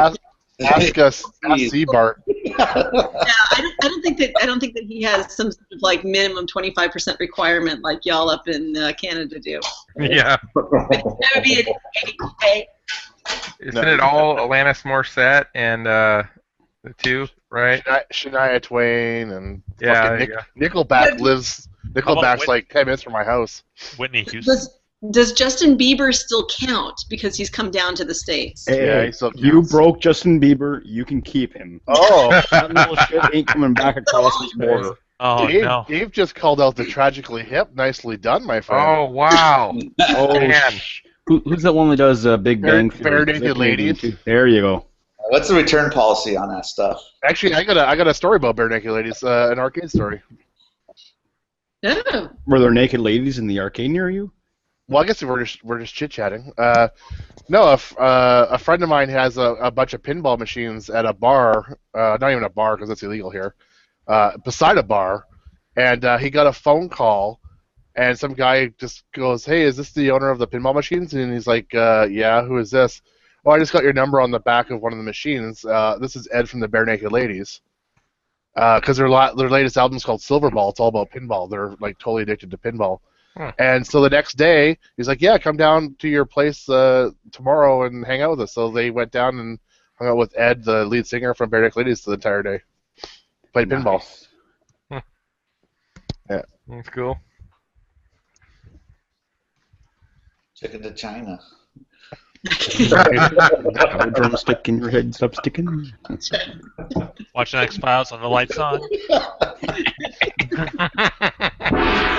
Oh, man. Nice. Sorry, I have to keep this thing moving.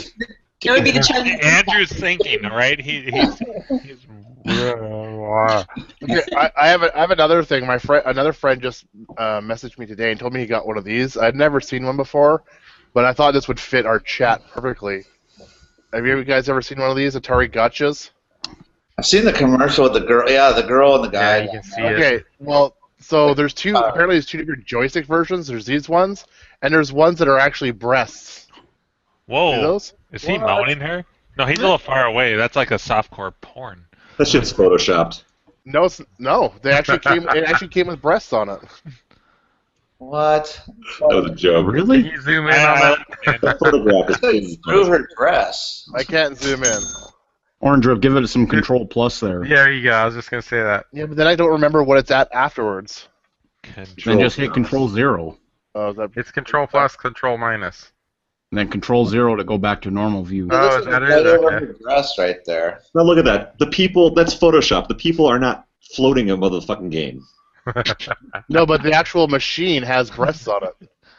But she's And trans. what do you do with them? No, I don't know about. Yeah, but I think that's from an ad. right on her On crotch. her hip. Yes. She's got a boob on her crotch. Yes, she does. They I look think like I think their Photoshop. And the They're screen That Yeah, explains the expression on her face. He almost looks like a tattoo. That reminds me of like the aquarium in Animal House. The It's boob like an aquarium. extra. This is the top layer in Photoshop, and they put the boobs over it. That's all it is. Yeah. They didn't even bother to try to erase the left boob so it doesn't go over her crotch area. Yeah. Look at the dude's face. Elbow is delving into He's the. like, get a little further back here. My friend just Yeah. picked one of these things up. He looks like he's just about to push her into something. He's like, you like this machine? Do you? Wow. Right, I think he's actually putting her into the machine. That looks like the start of some sort of sci-fi. He's like, I wish your boobs felt like this machine's. Well, look, it's Bishop of Battle, the porn version. Check out my 6-inch collar. I just had it starched. Yo. Steve, have you ever seen one of these things? Never. First time. Is it me or So is are he- you sure those not like push buttons or From, something like that? Remember the original Street Fighter had like these The, giant. the pneumatic Well, buttons. The original one has joysticks, so I don't know. Yeah, it's on the button. One for the ladies, one for the dudes. Right. I Nice. guess so. I'm gonna see if I can find a flyer for it or something. Strange. That was so weird. That Street Fighter with that button. The harder you hit it, like did it do a special move or something? I need to hit fierce. Yeah. Yeah. Ow. It's the fourth game Atari ever made, by the way. 1973. Gotcha. Huh. Yeah. Hello. Avon. Publishers Clearinghouse. So that is the original flyer. Wow. With the awesome Photoshop job. Yep, that's the original Yeah. flyer right there. They probably cut it out with a razor blade and stuck it on there. Oh, the original game did have breasts on it. Uh, I'm not sure how you control the. gotcha. The boob game. Yeah. That's hilarious. That's subtle. That would be a subtle title. Yeah. Next to the. All the women love it. Yeah. Oh, Andrew would be there with his tongue out taking photos of it. If he was doing that, I'd be there too. Wouldn't be my tongue. Then I'd definitely be there. Hammer on those things. Like, I'm sure you guys when are seen you the doing the other photo ad. shoot? Can I come? There. Oh. I'm sure you guys have seen that other ad where there's like cocktail tables and people sitting around Cocktail. having drinks, and it looks like some '70s swinger party. I don't know. I don't remember the ad or who it was by, but that. Hey, God, I'm here for the gangbang. Was it last week we were talking about old school? Maybe that was a different show. Maybe that was someone else. Maybe No, that was me. I remember I brought it up. With Will Ferrell running around naked. Hi, I'm here for the gangbang.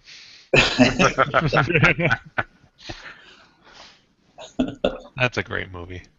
Love old school. Okay, how come when I do a search for arcade cocktail table flyer You get penises? party, I get this thing. Andrew. What the? That's why you needed to come into the room tonight. Oh my goodness. What did you Google to get Wait. that? And this Control Plus thing is going to be awesome. There you go. Summer Swing. That sounds like a cute, innocent, teen comedy. Yeah, I searched for. Let's see what I searched for. Arcade cocktail table flyer party. Party. So is that what you were talking about, Gak? Was it that one? Wait, I'm trying to. I don't see it yet. Yeah, which chat did you post it? What did you post a link? No, I showed it on the screen. I don't see it yet. Oh, I've already done it. I've already taken it down. Yeah. I can't imagine why. Just leave it up for the duration. Okay, let me put it back up for Gak. Gak missed it, so. Oh, that one. No, that's not it. Best Swim Suite. Wait. That was like a '70s. I know. That's just what showed up when I did a search for it. Okay. Google clearly has you profiled. I guess it knows what I've been looking at. That's what I'm saying. Yeah, we better change up who hosts this every week. Just to confuse Google.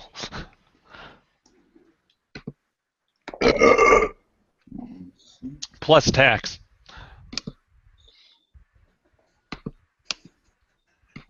Speaking of which, I need to add the next 10 shows of arcade. Oh, I think I found it, Gak. Yeah? I think so. I was depressed. The last 2 episodes of Arcade Outsiders, 69 and 70. I got That two looks like it, funny yes. things. Oh. Yeah, the people sitting on laps. Pow, chicka, pow, pow. Yes, exactly. Cocktails everywhere. Yes. Cocktails and stashes. I was going to say cocktails and mustaches everywhere. A few Definitely cigarettes, from too. the 80s. Oh, that's 70s easily. Yeah. Yeah, actually, I think I'll be done with the best of shows before the next podcast at this rate. Right. Hey, Jimbo, why don't you fire up your old eyes machine there for a bit? Oh, yeah, It is on. It is on. Should I try? I've got the right amount of buzz going right now. Yeah, let's do it, man. Time for a rousing game of potatoes. Oh, it's potato time, baby. All right, give me a second. I love it when it's potato time. Oh. I love all these total arcade flyers. These things were badass, man. Yeah. Andrew, if you could do shit like this in your artwork, come on, look at that. Check out the one I posted. I just need models. All right, we're Oh, yes, the Moon War. I love that one. Famous Moon War, yes. I'm sure Carrie could model for you. I could probably rock some pretty crazy '90s hair, given all the curls I have already, and just a bunch of products. the ultimate moonshot. Nice. It would be a half moon, a 3/4 moon, a harvest moon. For those of you who are there. Okay, that made me laugh. The ultimate moonshot. That was pretty. Brad, sometimes you're pretty sly. It says it right there on the ad there, man. Oh, I just You should just taken credit for that. Yeah. And you know that Shorts. you can't even see the controls. That has a really weird control panel. That game. It's Is got that what you call it? Look at that. Yes. We're Yeah. all looking at the control I know, panel on that. exactly. She's got one hell of a control panel. It's You know like- what I'm saying? Wait a minute, there's a control panel in that? You mean there's a Where video did the view now? joystick go? It's like it's a spinner wheel that goes left right only. Oh, spinner wheel. Yeah. Really? Are you sure it only goes left right? It might go does. Yeah, you got to push the button a lot. I like Carrie's thinking. we should totally do an episode where we find a bunch of these things and show them because these things are totally awesome. Right. Look at that thing. Liars. Oh my god. I'm What not a really sure what strange he's game doing that at the is. back of the machine. Is that like an upright versus or something? No, because the screen's facing her right here, and the back of it's flat. Huh. We should do one on the flyers or like really weird or funny artwork that's on cabinets, like Scramble, that has that girl that's like holding the peace pipe. Microphone. Yeah, microphone. Or the cheeky mouse with the naked girl running around, and there's some really weird stuff out there. Here's the other classic one for the moonshot. The Pac-Man one? Yeah. Yes. Ooh. Like, she's practically the best part about this, Carrie, look at the shoes. Come on, they match. Right? I I know know. what that was originally for. What was that on Facebook? Harry Gloth? Yes, did that, I yeah. commented on it. Right. Yeah.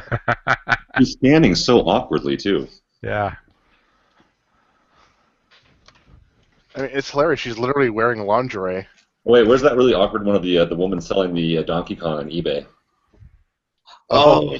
that one. Oh, The the really super skinny chick. Yeah, that was on there for a long time too. All right. I just posted a link on our chat. That one. I'm like, all right, what's going on? We got The the guy to the business- right. the businessman with the briefcase and someone putting their bag of groceries down on the ground. I'm like, seriously? Yeah, but the guy on the right totally looks like he's about to cut one or something. Totally. I can kind of see the guy on the Miss Pac-Man. He's like, all right, he's out with his girlfriend or sister or whatever, you know. It's like But, groceries. His girlfriend or sister. but the dude he just got done grocery shopping and he's like, I'm gonna just run in the arcade real quick and put my bag of groceries on the floor. What?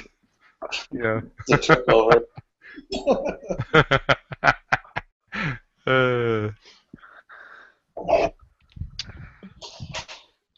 Oh boy. All right, let's try this shit. Mute me if you need to. Let's do it. Okay.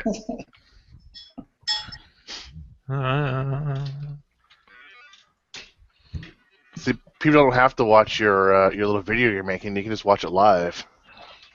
Oh, I should probably take off the lower thirds. Is that covering up part of the screen? I don't see it at all. Oh, bonus. Is it showing up for you guys? No, Yeah, see it? Yeah.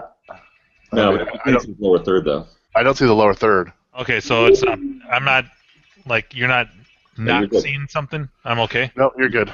I said the whole thing. Cool. I actually spent some time last night working on the buttons for this a little bit more. Trying to fine tune little things a little tweaking. bit. I figured out like there's actually a specific rhythm to hitting this button because if you hit it too fast, you won't get all the shots out. Mm. There's always a rhythm to hitting that button. Oh my god. You know what I'm saying? So, Jimbo, Harry told me about that game. He's all, you know, you can point press that game, right? This one? Yeah, eyes. Yeah, but it's stupid to do it. Yeah, I tried it. I'm like, it's not aggressive enough.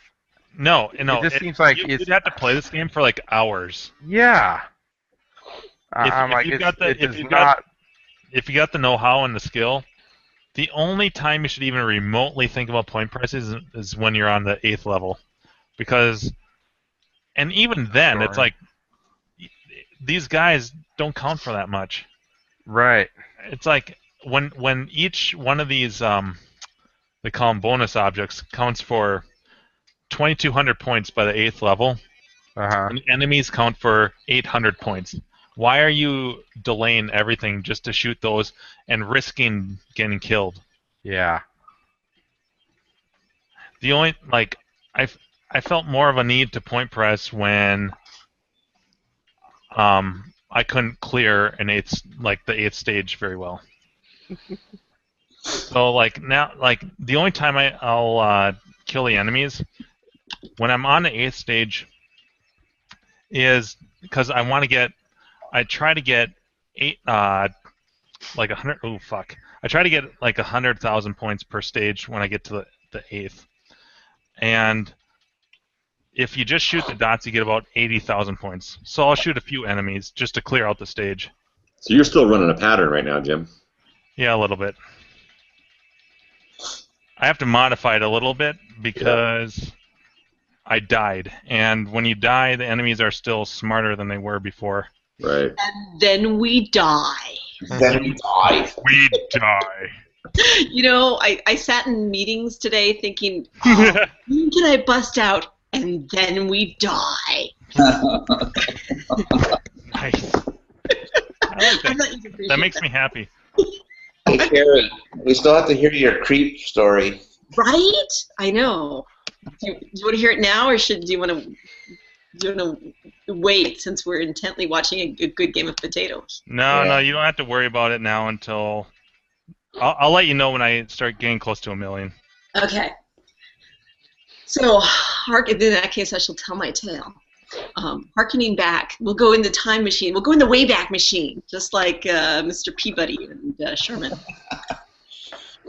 Going in the Wayback Machine to last week's question and the what was it? The scariest / creepiest or whatever pickup you've ever done. So yes, now I had mine. It was. Actually, Sunday. Well, we'll go back in time a little bit more. And this isn't even my pickup. I mean, I had to pick it up, but it wasn't my shit. That was the great part about all this. So, actually, back on when Andy and I were on our road trip headed to... good old Andy. Yeah, right, good old Andy. I like that guy. my brother in Cade. Like I said, the closest thing I'll ever have to a brother. Jesus. So we're He's your friend to the end. That wasn't creepy at all. Oh, fuck. Concentrate on potatoes. Those damn potatoes. They'll get you. So we're driving actually on our road trip towards Grinkers, kind of towards Grinkers, and since we all know that we went a stupid way, and he ends up doing some wheeling and dealing and buying a pinball machine, an old 1977, I think it was, Cleopatra is the pinball. But he ends up buying it from this guy who's kind of shady, and Andy gets enough of the guy's name that he's able to Google him and discovers that this guy is trying to raise money and because he's having some family issues, and this guy's on probation or parole, and he has some history with drug offenses. So anyway, Andy and this guy end up emailing. He ends up paying me. So Andy buys the machine. He PayPals the guy. His mother is dying. And of course, I'm going, this guy reminds me of my clients. No, hell, this guy was one of my clients back in the old days, back when I was in a public defender. So I know the type. Anyway, so Andy buys this machine, and he says, hey, Andy ends up leaving to go to a conference, and then he's going to be back on the East Coast. So he won't be back to California for like a month, and he left on Friday. And so so we get back from Grinkers, and he's like, hey, I need to get the machine, I'm going to be leaving, need to get the machine. Never manages to get the machine. So I finally say, okay, tell you what. Email him, I said, I'll go pick, now this machine is 3 hours from me. I said, I'll pick up the machine. Oh. Right? So email the guy, tell him, CC me, tell him that I will be acting in your stead, that I'm an attorney and that I'll be acting on your behalf. So Andy shoots off an email to this guy. And then I follow it up a couple hours later with an email using some big words that I figured aren't so big that he won't know what they are, but big enough that will. Oh, they're big. Right? He's like fiduciary, like acting as a I've acted in All right, here's $1 million. Woo! All right, keep going. So after the radio silence from this guy, after all this time, now with the threat of the attorney, and now the attorney emailing him, all of a sudden the machine is ready. Or all of a sudden he's now awake and he's going to be looking for getting the machine. And I had said, thinking that I was just really kind of calling a bluff and that I would actually have it toward next week, and I said, okay, I can pay it, but this is Saturday. I said, can I pick it up on Sunday? So, I don't know, I'm sure going to try, and it's somewhere else, and all of that. So I'm thinking, okay, I have a little bit of time, maybe I can get someone to go with me, or what will be some sort of dicey situation.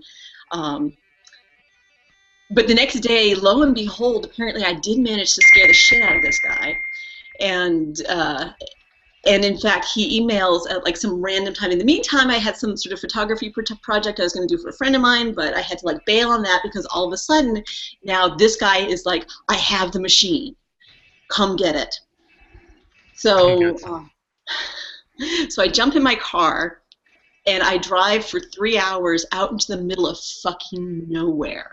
So first I drive up to this one house, and I'm trying to find the number for this house, and I'm like, oh, that's a really nice house. It's like some cabin in the woods. Right? Yeah, I'm like, that's a nice house. That can't be where I'm going. No. Like you're doing this solo?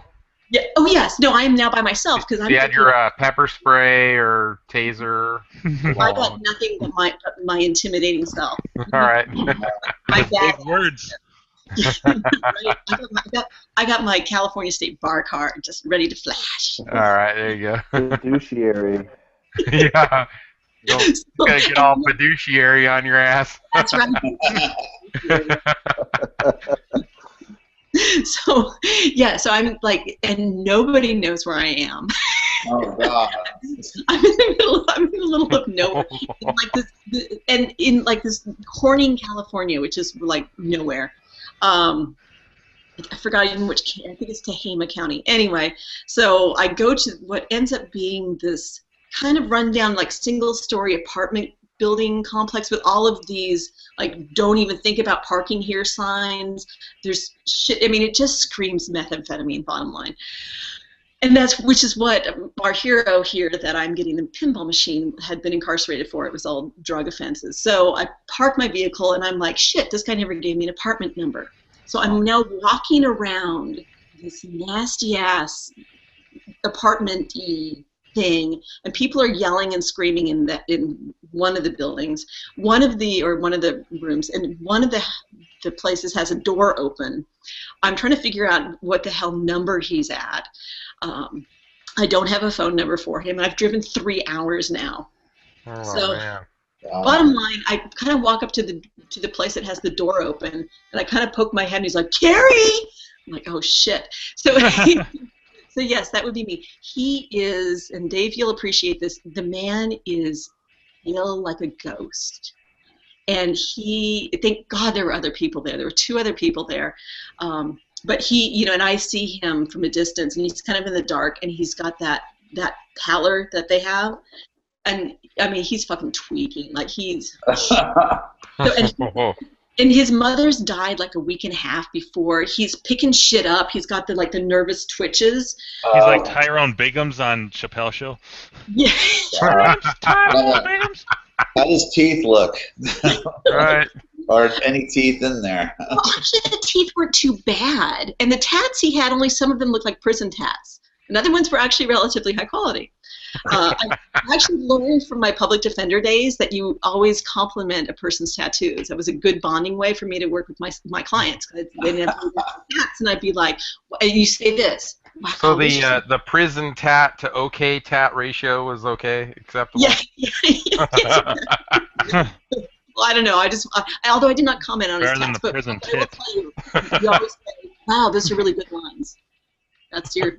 That line bought me a lot, and when I was working with my prisoners. Anyway, I didn't worry about his tattoos. He was bouncing all over the place, and kind of inappropriate in his movements. Anyway. I said, yes, hi, I'm here to pick up the machine. So he's bouncing all over the place, and thank goodness he had a friend who had a pickup truck who got the machine, and that was about the only thing that kept my heart from jumping out of my chest, because it was actually I'd been to clients' houses before, but I'd never been quite in 2 this. million coming up. Oh, there we go. Oh, there you go. That was too close. All right, go ahead, Gary. Yeah. Sorry. So no. So yeah, it was pretty much all I could think of is I need to get the fuck out of here.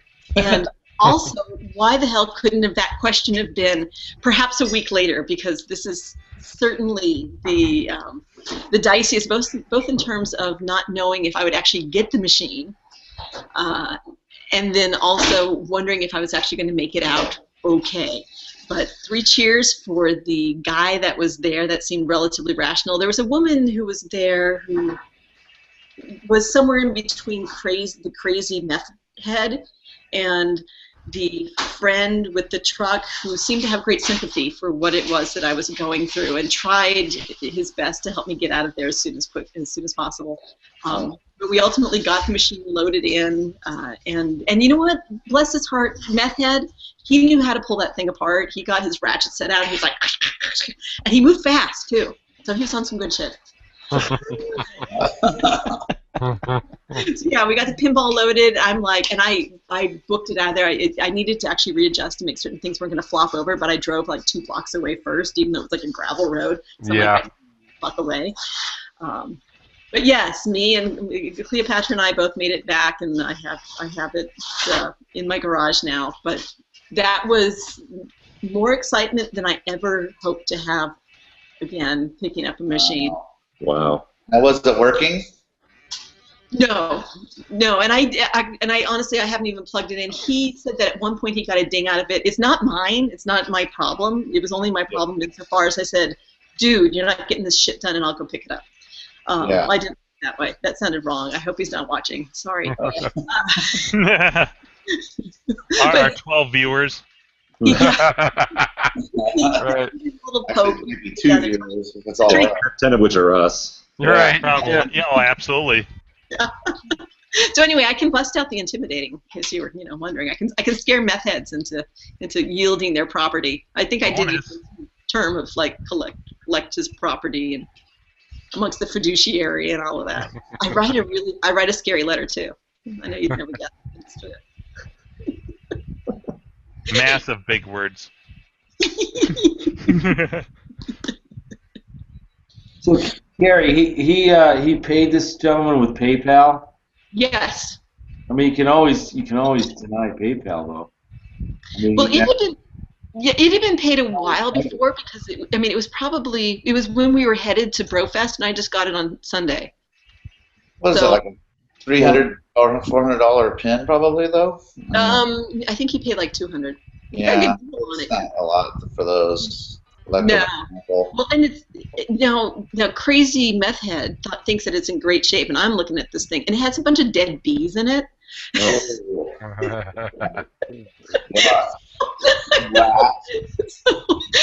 So that was the other part. I hope that they're all really dead, because now they're in now I'm transporting this thing.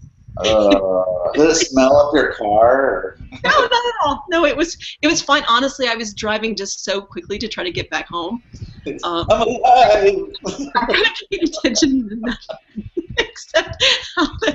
except not getting caught by the cops, because I just wanted to get the fuck home. Yeah. It truly was. I had another project planned for Sunday, and the whole thing went to shit. When I had to drive, essentially, it was like what? 9 hours of my day. Oh man. Boy, somebody owes you big time. Yes. Right? Yes. Hopefully he is watching now. Probably not. That's a big favor he owes you. Yeah, it's a risk versus reward trip there. okay, if that was like, maybe a couple $1,000 machine, I'm picking it up for $200. All right, I'll take my shot. Yeah. But Well, yeah, yeah, but if it had waited for the 3 weeks or whatever till he gets back into California, God knows would've known it. Yeah, so. that's true. You might have But, retold it. yeah, and I will say, after all my years of being a public defender, I mean, I've sat in rooms with. Actually, the first person I interviewed, while I talked to him, I thought he had committed one homicide, but he had actually committed a triple murder. So that was kind of interesting. But I've sat in so many rooms with people who have done truly horrible things. 3 million coming up. Hey. That I can't say I'm totally fearless. There's been a couple times back in the day when I would at one time I remember asking a bailiff, like, I think my client might try to hurt me. Oh. And so I'm, where should I be to not show the court that I'm afraid? But please be aware that, ultimately the bailiff's job is to protect the judge before me. Yeah. But it doesn't hurt to give a heads up if you think that your client might try to attack you. That happened once. I had another one where it was a little dicey, but he was in custody. I was able to put myself on the other side of the jury box where they had him shackled. Ooh, shackles. I like that word, shackles. Right. But usually they weren't shackled. But yes, occasionally that one was like, you can keep the shackles on. But you go into a room and you can't walk in and see your client and say, oh, hey, this guy needs to say shackled because I'm scared. That doesn't really help with your client-attorney relationship. It doesn't help you show the jury or the court, whatever. And ultimately, I had to do it to my client. But yeah, so essentially, I've dealt with people who've done really horrible things, far worse than Meth Head. But even so, Meth Head still kind of made me a little nervous when I'm on his own turf. You didn't want to find out what he was capable of, huh? Yeah. Meth does bad things to people. Well, you don't know what might set him off either. It might be okay, then all of a sudden you say the wrong thing or do something that makes him all sketched out. So. Well, and what's interesting is at the end of it, so he's like, oh, so this is the great part, or one of the many great parts, of course, of the story. But at one point he says, oh, wow, I should, something like, you weren't what I was thinking of when I was thinking of an attorney. You don't look at all like what I thought you would. You're hot. That would be nice to think, as opposed to, I don't know, you're female or whatever he was thinking. But we'll go with you're hot. And then actually the woman who was there said something like, well, you can't really expect, you can't know what it is that people look like based on their profession anymore. So apparently he thought I might show up in a suit. Maybe that's what it is, like, heels and the skirt and the suit and all that. But so at the end, so he's like chatting with me. He's telling me that he has a parole officer and, that all of his offenses have been drug related. And he says, yeah, it wouldn't be so bad to have like somebody with some connections. So apparently... You're looking for a new client. Right. He's like, so what do you do? And I said, well, I used to be a defense attorney, but now I work for the judicial branch, and I try to keep it very general. Like, I work with judges, and then I thought I better throw in, I help implement drug courts throughout the state of California, because I figured that would engender a little bit of sympathy. Like, hey, I don't want to hurt her. She's helping. So... So yes, that's when. And then later he was like, "Oh yeah, it wouldn't hurt to have somebody with connections." I'm thinking, dude, not me. No, I'm not gonna be able to help you in freaking Tehama County with your drug offenses and your parole violations. Sorry. So yes, there we go. So I have a pinball machine with a bunch of fucking dead bees in it in my garage. Nice recovery, Jim. Thank you. Yep. Wow. That's a creepy story. Thank you. Yes, it was.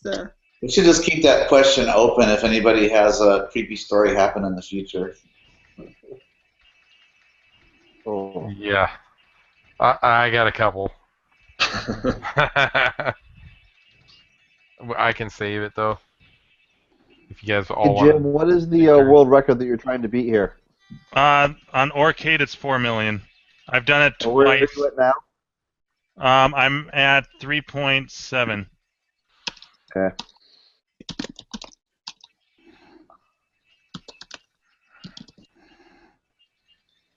Gak, I think that was our question of the week last week. According was to it? the 1,500 points on Clav, he says he worked for Twin Galaxies in the early 80s, and he says don't trust the I scores on that site. So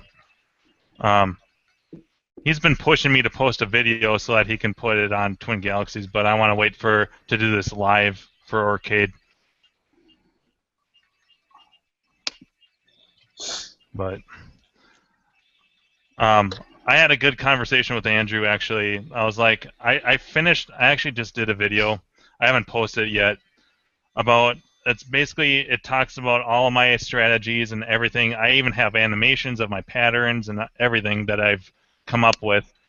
And I was going to just post it, but then I started having second thoughts. I'm like, I really want a world record. And as much as I want to help the community with the competition and stuff, I'm like, maybe I should just wait until after I have the world record. That's what I would do. So, and then post everything. Yeah. So I think that's what I'm going to do. Does Eyes have a kill screen at all, or? I don't know. My best is 4.8 million. So, there's 4 million right there. So I've got the world record again. Is that all? Does it show where you have how many lives? I can't see it on the screen. I've got 4 left, and you can earn up to 4 extra lives, and then that's it. You don't continuously earn extra lives. Just There's in a cap. perspective, I There's a started cap at 4. a stopwatch right around when you started, Jim, and you're just now at like 23 minutes. Yeah, 4.8 was about 28, so we'll see what happens. I was a few seconds slow on the start, but Jim, did you ever get your arcade login from Clint? Nope. And you know what's funny is that I finally found a link to the reset, and it sent me my password, and it's the same password I've tried to log in with, so it's broken. Yeah, that's what it was doing to me too. I think it locks you out After failed attempts, yeah. Which doesn't make sense because that's a password I use for a lot of stuff, which is a bad habit, but I thought for sure that I had it right. Oh well. So it I really doesn't. want- You I get up want to 5 level million. 8, and then it's the same It just level? repeats. Yep.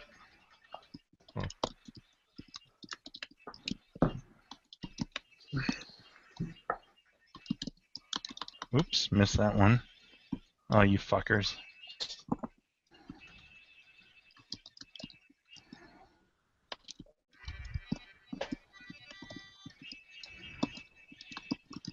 This button is so much better than the other one.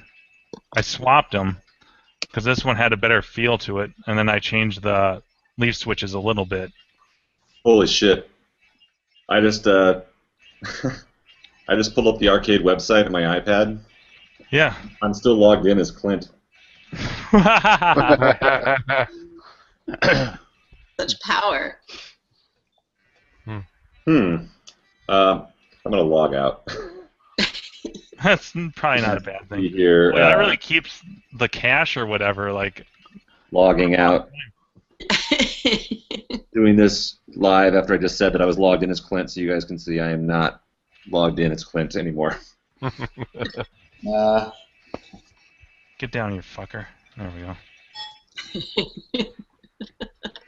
And how often do you say that, Jim? Let's go, potatoes. I'll say I could have just recorded your score here for you, Jim. I wouldn't have been able to sleep.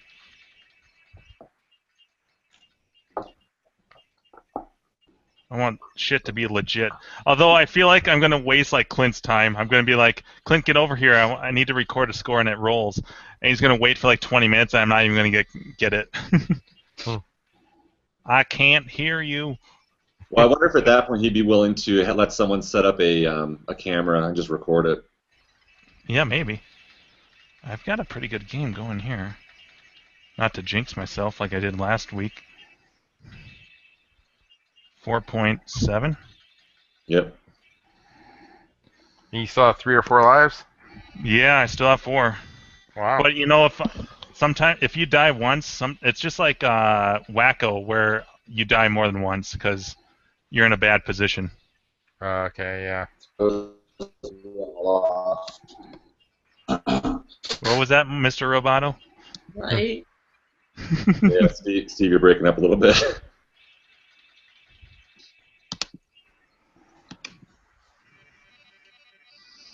Yeah, I went into After Effects and I animated like all my patterns and commentated on everything, and I'm all excited. I'm like, because Kalen has way different patterns than I do, and so I was talking about how you can develop your own like I did, but I kind of want to get a record first.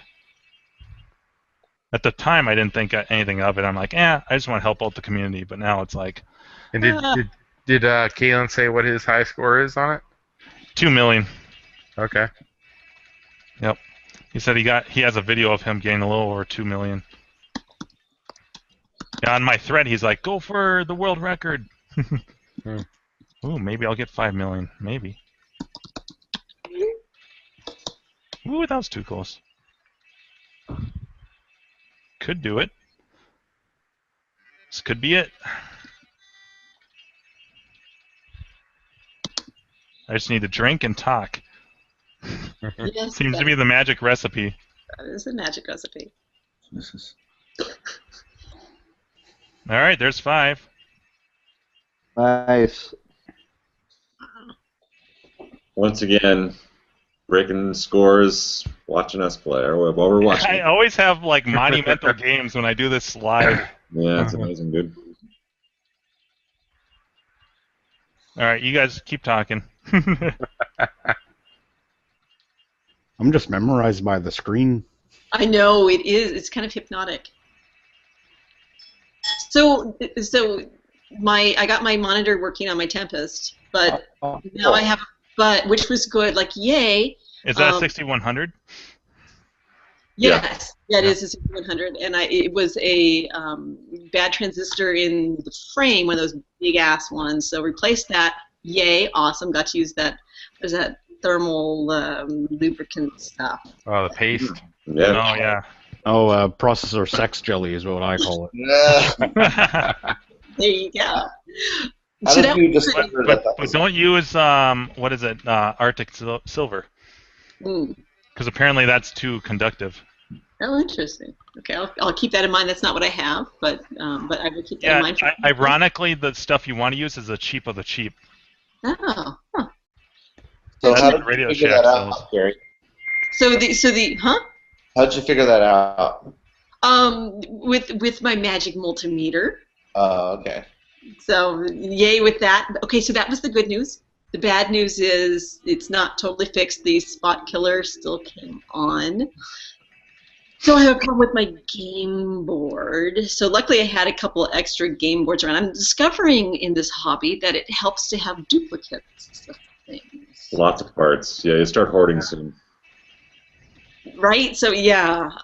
So I had a board, actually, well, it was Andy's board that apparently worked when flex. So like you could push on it. So anyway, bottom line, I was able to put that in there and kind of push on it and like, oh hey, look at I can make a gameplay. Sort of, if you like push it just right and hold your, kind of do one of those.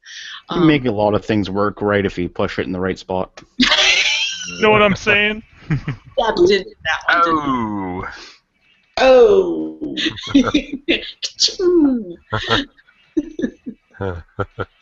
So yeah, so I actually have, so on that board I got my first experience reseeding the chips. So I took those out, cleaned them. So this is all kind of fun for me because it's all brand new, first time getting to do stuff like that. So I took out all the chips, I cleaned them, I reseeded them, which made it better, but not totally good. So that's the replacement board. That's the emergency backup board. My board's still a sick board. So as much as I had hoped that I would be able to say that I was triumphant this week, that I faced you with a completely working and happy Tempest cocktail machine, it is not to be. Next week, though, maybe. Well, probably not. In a couple of weeks. Because I don't have what I need to test the chips and do all that kind of good stuff to see what's going on. So there we go. It's in progress, but that's probably my biggest repair update of stuff. But you know what you're testing next and where you're going, and Yes, I've got it. Yeah. Basically, well, to be honest, I have to wait for Andy to come back. He has an oscilloscope, and he can do all the testing. So I'm kind of stuck with doing other shit on other machines. And So Andy helps you out a lot to help fix the machines. when he's around, yeah, or he does things like this. Watch a YouTube video. Yeah. Gosh, how do you do this? You should look it up on YouTube. Okay, I'll look it up on YouTube. Thanks, dude. Did your 6100? Did your 6100 have a LV 2000 kit on it? Yeah, I installed it last time. Oh, you installed it. A couple weeks ago. So I got that. So I'm gonna try to get it bulletproof. Once it gets working, the motherfucker's gonna work for fucking ever. There you go. Or at least for a good, couple You years. sounded like Todd Tuckey there. Did you watch Todd Tuckey's thing where he went to that pinball thing? The only Todd Tuckey video I saw was with the floating head of his wife, and it's creeped me out. Oh, that's such a freaky one. I got nightmares. Yeah, fucking right. God, that was terrible green screen too. Oh, it always is. Hey, I guess what do you expect? I think it's awful on purpose, though. Oh, if you saw the green screen room he made, you can see why. Made a green screen room? Wow. Yeah, I got to go into it. Oh, I like your enthusiasm there. Brad, maybe let's go back. Say that again. And 6 million coming up, dudes. That's over 6. Woo! That's it. Wow. Nice. That's Congratulations. crazy. Thanks. I think there's magic beer you're drinking. Actually, these are twisted teas. Oh, that's right. Magic tea. That's 6 million, right, Jim? Yeah.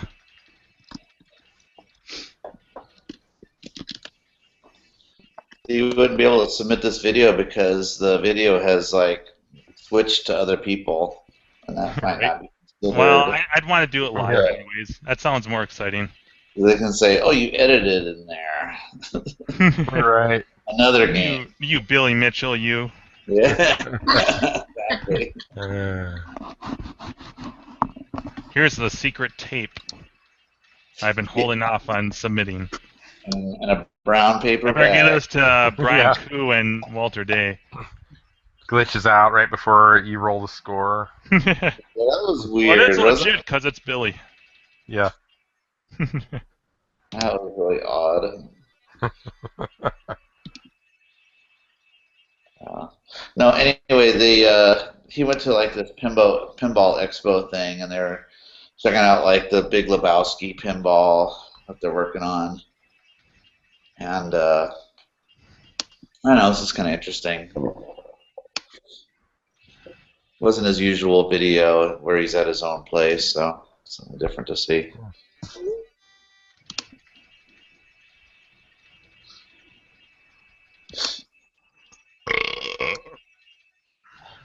Pardon me.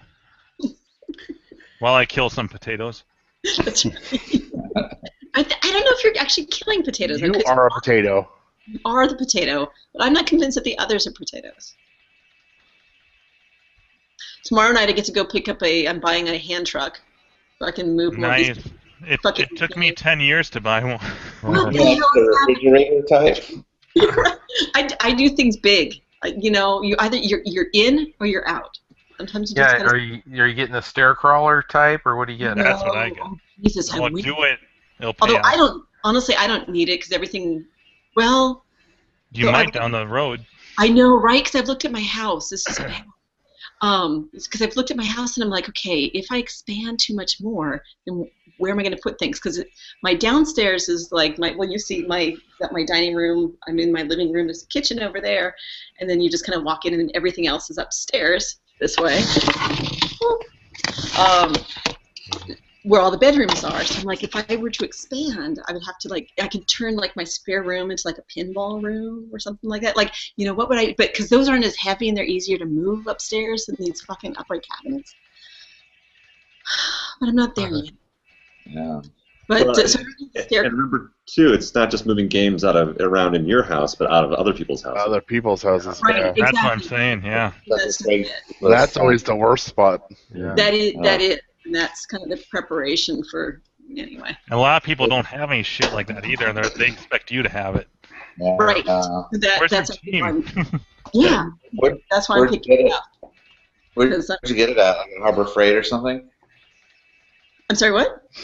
Where did you get it at? Like at a Harbor Freight or where? I'm not familiar with Harbor Freight. Somebody's selling it on Craigslist. But the hand truck is like Harbor. Oh, Like a $20. It's like $20. It's a big deal. But yeah, there's part of me that looks at me and says, "Wow, you're buying a hand truck so you can move more of these heavy ass machines. What the fuck?" Just wait till you start considering buying a truck with a lift gate. Yeah. Then you're hardcore. I almost did that a couple of years ago. Yeah. My wife wouldn't let me. So probably better off. Well, I'm just amused that the vehicle that I bought so I could do because I compete in dog agility. I think I've told you guys that. So the vehicle I got for my competition, like, am I competing? No, but I'm using it to haul arcade games. Huh. Although this summer I need to get back into competition. I'm like, fuck, I gotta get back in shape and start doing all that running shit and be ready to compete again because my agility peeps are like, what the fuck? Train your dogs to play arcade games. I know. Yeah. Well, during the winter, it's much better than trying to run around in the fields with the dog and all that kind of stuff. But I Well, my personal arcade mover hand truck is the Harbor Freight cheapie, redneck, big old fat tires on it, and it works. But everybody says those are not a good idea because there's no ratchet strap around it.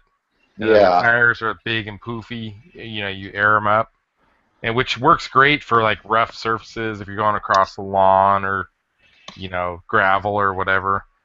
But you can lose control if you're not paying attention. Yeah. I've never dumped a cabinet, but almost a couple times. 7 million. There you go. There you go. Nice. Nice. Yeah, I've got the same style truck. Yeah. Yeah, it's the same thing. Yeah, it's like they're fine, and I love taking them over like rough surfaces. You're right. That's like where they're perfect. Yeah, I got the hard tires. They can get to a bounce, and yes. Once it gets that wobble and you almost start losing it, I'm like, ah. I find they're not quite wide enough, the ones with the air tires, usually. The ones I have are hard tires, but it's a wider one with the ratchet strap and shit on it. Uh-huh. Yeah. But Carrie, you don't have a Harbor Freight near you? I don't even know what a Harbor Freight is, so I'm going to say no. Oh, man, it's like really good prices on sort of like a scaled-down Home Depot, I guess, right? Okay. I know what that is. Or like, really cheap Chinese crap. Yeah. Some of it's shit, but some of it's good. You kind of gotta shop around. Yeah. You know what a Big Lots is, or it's like that, but all machinery and equipment and tools and stuff. Yeah. You get drill bits that strip easy. Yeah. And that wobble. Oh, that's what I was hoping for. But they're only $1. Yeah. Yeah, because I don't have enough of a challenge trying to use my. Whatever it is, if it has like some kind of bearings on it, the bearings are shot your first time using it. Like a disc grinder, the bearings are all whining and stuff. It's a good place to get a tumbler, though. Yeah. And a hammer and dolly set for banging out dents. Yeah. There you go. I got a cheap millimeter measure. I think I got it free for buying some other thing. I don't know. They give away a lot of free stuff. Yeah. Calipers? Caliper, that's it. Yeah. That's the word. Millimeter measurer. Yeah. Being of a machinist background, that's pretty funny. That's a pretty good one.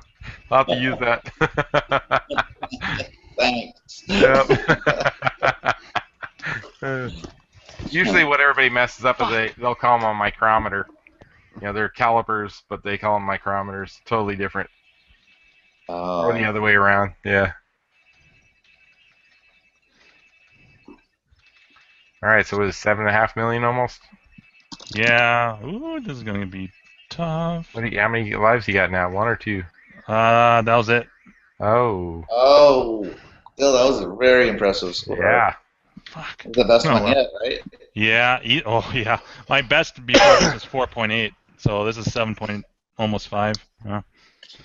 Wow. So you I'm just not have even gonna to keep- start another game. There's no way. So you just have to keep track of each time you roll the score, Yeah. huh? Yeah. Basically. Hmm. I end up going through my videos. I'm like, oh, okay, all right, so that was right. Because I'm like, in one of my videos, I second guessed myself. I'm like, was that 3 million or was that 4? I'm like, oh, okay, it was. All right, yeah. Orange Whip, you know what's going on. Yeah, I'm presenting it. Yeah.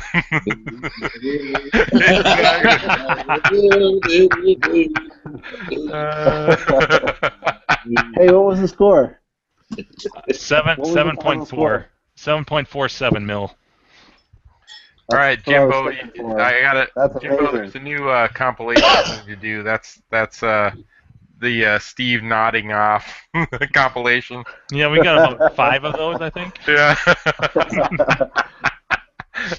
Just about every Absolutely. episode. There's the forward nodding off, and then there's one fully tilted back, mouth wide open, staring at the ceiling. I like to call that the Pez dispenser. Yeah. Right, exactly. Perfect. That's the best about Steve. He never makes you feel, alienated or anything. If you feel tired, go ahead. All right. Don't worry about it. Setting the bar low. Perfect. Oh, fuck. Yeah. God, how long was it, Adam when you Andrew? need him? Andrew, did you time that? Yep, I did. Sorry. 45 minutes, maybe?